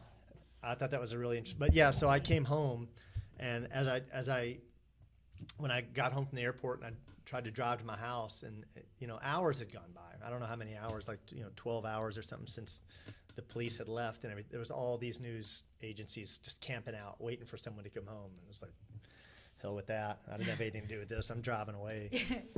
Wow. Like, fuck that. Yeah. Wow. You That was- definitely you have some resume. Yeah. I got some stories. I could go on all day, every day. Crazy. Yeah. He's like, Every you know, day. I'm an still. IMDb actor and worked odd jobs, a bunch of odd jobs too. We have an episode of just all the jobs you've had, man. It's interesting. Mm-hmm. So it's 3:00. We put down 3 hours. Sounds good. Really? Already? It goes by that Wow. fast. I know. I always feel bad afterwards because I'm like, damn, like, who's gonna listen for 3 fucking hours? But honestly, it just it happens pretty easy. Like, I listen when I fold laundry, honestly. Like, it goes by really fast. Like, in the background, I'm just listening and then doing housework. So, yeah. Well, shout out to our one consistent fan, Laura. I hope you enjoyed the episode, Laura. sorry I didn't come to the bonfire. I know. I'm bummed about that too Oh, because I God. was all excited about it when Chin because I think a bonfire would be cool. They were talking Yeah. about that last night. We ended up going to Velocity I never heard Sports. I never heard no. You all aren't in. You're Yeah, not we're in not. the We're crowd. not. Sorry. We don't have a It was movie only yet. for people who are really Couples. badass. Wait, Cool you were people. there What? yesterday. At the bonfire? No, at class, right? Oh, no, man. we were rolled with Nikki. I wasn't at the. Oh, you Yeah, weren't that's there right. Saturday? No, class? we The rolled daytime. at 10, but I didn't go to the evening class. No, Saturday, yesterday. Oh, yeah, I was You were there. there yesterday. So, Yeah, I bitched out. I mentioned it didn't go to class yesterday. because Oh, I left early yesterday. oh yeah. You know who Left at like bitched 20 out? after. Alex bitched out today. You little bitch. It's Elizabeth's birthday. He said he had a fucking migraine. No. I told him to take I'd some take Midol. some Midol. I know that was excellent. Yeah, like, Bitch. I thought he stayed because of his daughter's birthday today. I don't know. Yeah. Say it had a He headache. posted on Facebook. That would have been better. I would have rather heard that. That would be. I Mhm. totally understand that instead Yeah. of bitching out due to a migraine. It's like, dude, I got a headache. Shoot, there was something that just. Oh yeah, I went to Velocity Sports. Have any of y'all ever been there? No, I want to go. Have you seen it? You know what it is? It's like It's a trampoline trampolines park, and- right? Dude, it's badass. I gotta get man. She went nuts. Fucking out there. She just wanted to go back. Have you taken her to pump it up on beach? No, It's I fun. know where it's at, but I never taken her there. Yeah. But I was loving it. Holy shit! And then they got like this little gladiator course, and then they got these foam pits with trampolines that go into the foam pits, and it was pretty cool. It was a birthday party, so it was pizza and drinks and all this stuff. It was a good time. Had a real good time. We gotta do that sometime. Ooh, let's do that. And then when that indoor skydiving thing opens up, I don't think they have a big enough engine to float me in there. well, by then probably, I'm because kidding. you're slimming down every time. Have you? It looked like you lost weight. Oh, bro, I feel like I've gained. Really? Yeah, can't I go on gain these weight. good spurts where I'm fasting 23, and then the weekend comes and I have a beer, Stop and I'm like, fuck drinking. yeah. Stop I want drinking. 5 tacos and a large Yeah. pizza. I don't drink. I don't have that Yeah. problem. I'm vegetarian. Well, no, okay. I'm bringing whiskey and I'll drink some whiskey. but yeah. No, All right. 'cause I remember the first day that we were repping stuff together, and it was like awkward. I was just like, dude, this guy's like 2 of me. How am I gonna throw I'm my still 2 of legs? you. It's better. We're both more flexible now, right? Like we can manage. He's but more than 2 of you. He's like 2.x. You know how I know? I was thinking about this the other day. You know how I know? Like, I think you kind of like me, Bobby. You called me fat, like the last class. Yeah, look at those 2 fat guys over there. I was like, okay, Bobby really likes me. He's not worried about me saying, fuck that guy. I'm not coming back to this Oh, gym. God. He's like, yeah, he was talking about me. And 2 fat guys over there. I was like, yeah, Bobby likes me. Yeah, y'all are pretty stout dudes. You know. Husky. Yeah, Well, yeah, definitely husky. Yeah, I'm- but I know we're down like that. That's cool. I know We're I can down always like- count on you. I Yeah. mean, the gay porn jokes are just Who enough. said it's a joke? What? I got my turtle skills. I got no neck. I keep hearing that comment. He's got no Turtle neck, skills. so. I always say you and Alex have a fat neck, like, and Tom, like, I can't get my legs around your fat necks. But it's probably all me. Yeah, no, it's fun. See, you know, we'll close on this. We'll back to jiu-jitsu, and one Back thing to I want, we'll be closed out in a minute or two. But you know, going back to the belt. Whenever I think of Alex, I know he's eager to get his next belt, and there's nothing wrong with that. And I'm one of those instructors that we can talk about it. I'm not going to penalize you for it. I'm not going to. Some people will. There are some instructors that tell you right now they'll get offended if you talk about the belt. I don't. We can talk about it from a standpoint of what do I got to do, how long does it look like it. I'm okay with that. You want to know how you're doing? I'll tell you. It's not a problem. I'm not going to take offense to it. Although I think less instructors are like that. More adhere to the old methodology where it's just something you don't bring up. But, there's this thing where some people will say, you're sandbagging, right? You've been a purple belt for 4 years. And let's say, let's say you've been a white belt for 4 years. Let's say I promote a guy on average to blue belt in a year. Let's just say that. And this other instructor, he's holding his guys back for 4 years. And in competition, their student's getting the better of my student, right? And the thing of it is my student doesn't have in 4 years of training. My student has in a year of training. And, I think there should be 2 parts of promotion when I think about it. I think the more I think about it, and I was thinking about this the other day, is that there's like 3 people who I'm kind of getting ready to give a belt to, you know, and I'm like, I'll either do it in December or January. And I was sitting there thinking, should I ask them? You know, is there anything wrong? You know, like, are you ready? You know, because if I'm promoting people on average for a year, and there's schools that are keeping white belts for 3 and 4 years, if they want to compete and they want to rack up medals, that's the time. You know, that's the time. And then, are you going to call me a sandbagger? Like, if let's say I do that, our other instructor is going to go, well, you can't do that. He's letting it should be 100% up to the teacher. Should it? Or should is it wrong if the student isn't ready, right? Because if that student wants to be a competitor, I mean, there's a lot of teachers that are just holding their students back based on they want them to win medals for them, right? Well, I wouldn't do that, but maybe the criteria, there's nothing wrong with it if the criteria comes from both sides, where I'm saying, okay, I feel you're ready to be a blue belt. Are you ready to be a blue belt? You know, I've heard two people that said, I didn't want to get promoted to blue belt yet. So I get where you're coming from. Yeah. Really? I feel like when I talk to women in my women's group online, a lot of them say whenever they got promoted, they didn't feel ready because it's always evolving. The game is always changing. So how can you measure something that's always changing? Like, I feel like even in 6 months, I probably wouldn't ever cop to saying that I'm ready because I don't know. There isn't a finite thing that I could go off of. And I answer it like this: you're a year in 6 months. You'll be a year ahead of someone off the street. You have a substantial advantage over them. You're clearly have an advantage over someone untrained by, you know, typical, you know, what I consider typical standards. You're a blue belt. You're a stage above them. You're well ahead of them. But the question is, if you're trying to make a name for yourself in jiu-jitsu, like let's say you're Jeremy, or let's say you're Jason or Henry, and you want to make a name for yourself. If some instructors are holding back their students that length of time, should my student at least have the right? Because I promote based on I think you're just now at the beginner level of blue belt. You know, I think you're just now at the beginner level of purple belt. Sure. But some students have the right. You know, seeing as how I promote kind of early, maybe I should talk that out with them. Like, for example, you take Alex, and Alex wants to be a blue belt so bad, which I understand. It's a big deal.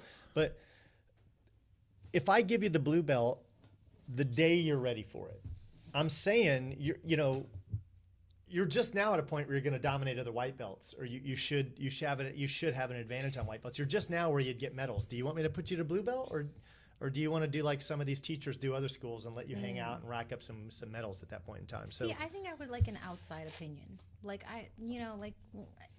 and that's my approach in life. Always get a second opinion. I think I would like different, like higher belts to be like chime in on the situation, because you're always going to be harder on yourself when you're, doing things. At least that's the way I am. So if I heard from like maybe 3 people that I'm ready, then I could be like, okay, yeah, but I'm probably not gonna be like I'm ready. If you look at, I promote from a standpoint of self-defense. That's how I promote. Yeah. Right. Like I'm promoting what I feel is in line with Elio's intentions and like Master Pajaris's intentions and Gracie Academy, where I'm looking at domination over an untrained and those levels, right? Like, let someone come in here untrained and they're not going to stand a chance with Jason. Let someone come in, they shouldn't be able to beat a blue belt, right? But from a competition standpoint, that's different. I'm not making them reach the highest level of that belt before moving on to the next belt, right? So just something I was thinking about.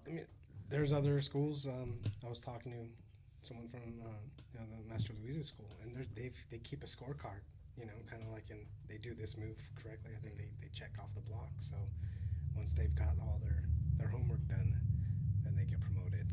Yeah. So What it's about just, what it's are how they- you feel. It's your school. You know, But what your- about the your body name. type issue, though? Sometimes body type comes into play. There are things that I'm probably never going to excel at that you can't put on a scorecard, you know? But you need to be able to teach it. So you can teach people that have that at the bottom. I mean, I think you should be able to, you should understand it good enough. Yeah. That even though it may not be your cup of tea, you should be able to teach some tall, skinny guy, hey, this might work for you really well. Okay. That makes sense. Yeah. I think don't you know. should. I don't even, like, before I used to be hung up about promoting, you know, but now I'm just like, I don't care. I just need to go in a class. It's become a habit. It's become like, you know, do anything for a certain amount of time, then it's part of your life. And I'm there. And I don't care. I was in a race to Yeah. be a black belt. I was Yeah. honestly, it hurt my feelings if I didn't get promoted. For anyone to act like it doesn't matter to them, it's bullshit. You know, it matters more than anything. Like I understand. And it's your credibility. It's a sign of what you've accomplished. It's a major accomplishment. It's like, for me, more important than a college degree. It's even I put it on my resume. Like, I think that's a phenomenal accomplishment. 1% of people that says a lot about you. 1% of people are going to do this. I did it, you know? I completely regret not sticking around and getting my black belt. Yeah. See, Yeah. On that note, don't quit at blue belt. Don't quit at blue. Don't quit, man. Don't quit. I did. Anyone can get their I don't black want to say belt. I Anyone. quit because I never really quit martial arts, but I left home as a 2-stripe brown belt. Never got if I had just stuck around for a year. Yeah. What, Brazilian Jiu-Jitsu or Taekwondo? Taekwondo. well, you can't go back and be like, hey, I'm a 2-stripe brown belt. Let me finish it out. You have to start over? Is that in every martial art, or like after a I certain don't think you'd have number to of start years? over, No, you but you have to go in and reestablish and reprove and put, you know, it's kind of like someone coming from another school in here. Like, you know, like something that's going to come up is I've had a couple students join from other schools. Like Tom had 4 months of training, he said.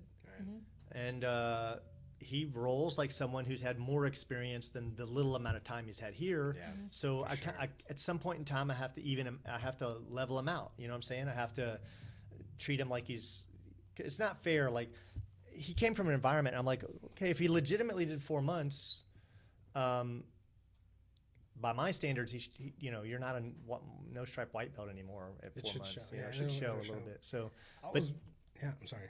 no, yeah, I'm just saying, like, I was rolling with him, and I was like, dude, I feel like coach is gonna put 2 straps on you at once. You know what I mean? I was like, because you're handling yourself very well. Yeah, and That's I just watch me. that. I do. I always watch it. So when you got people, and it's the same thing. So what would have to happen is, first off, Jeff would have to invent more time in his schedule that doesn't exist, and then he would have to go there and kind of prove where he's at, and kind of put in, you know, they'd want to see that the teacher's like, okay, well, we do these things differently, and you know, if I'm going to promote you, you got to fix this, change that.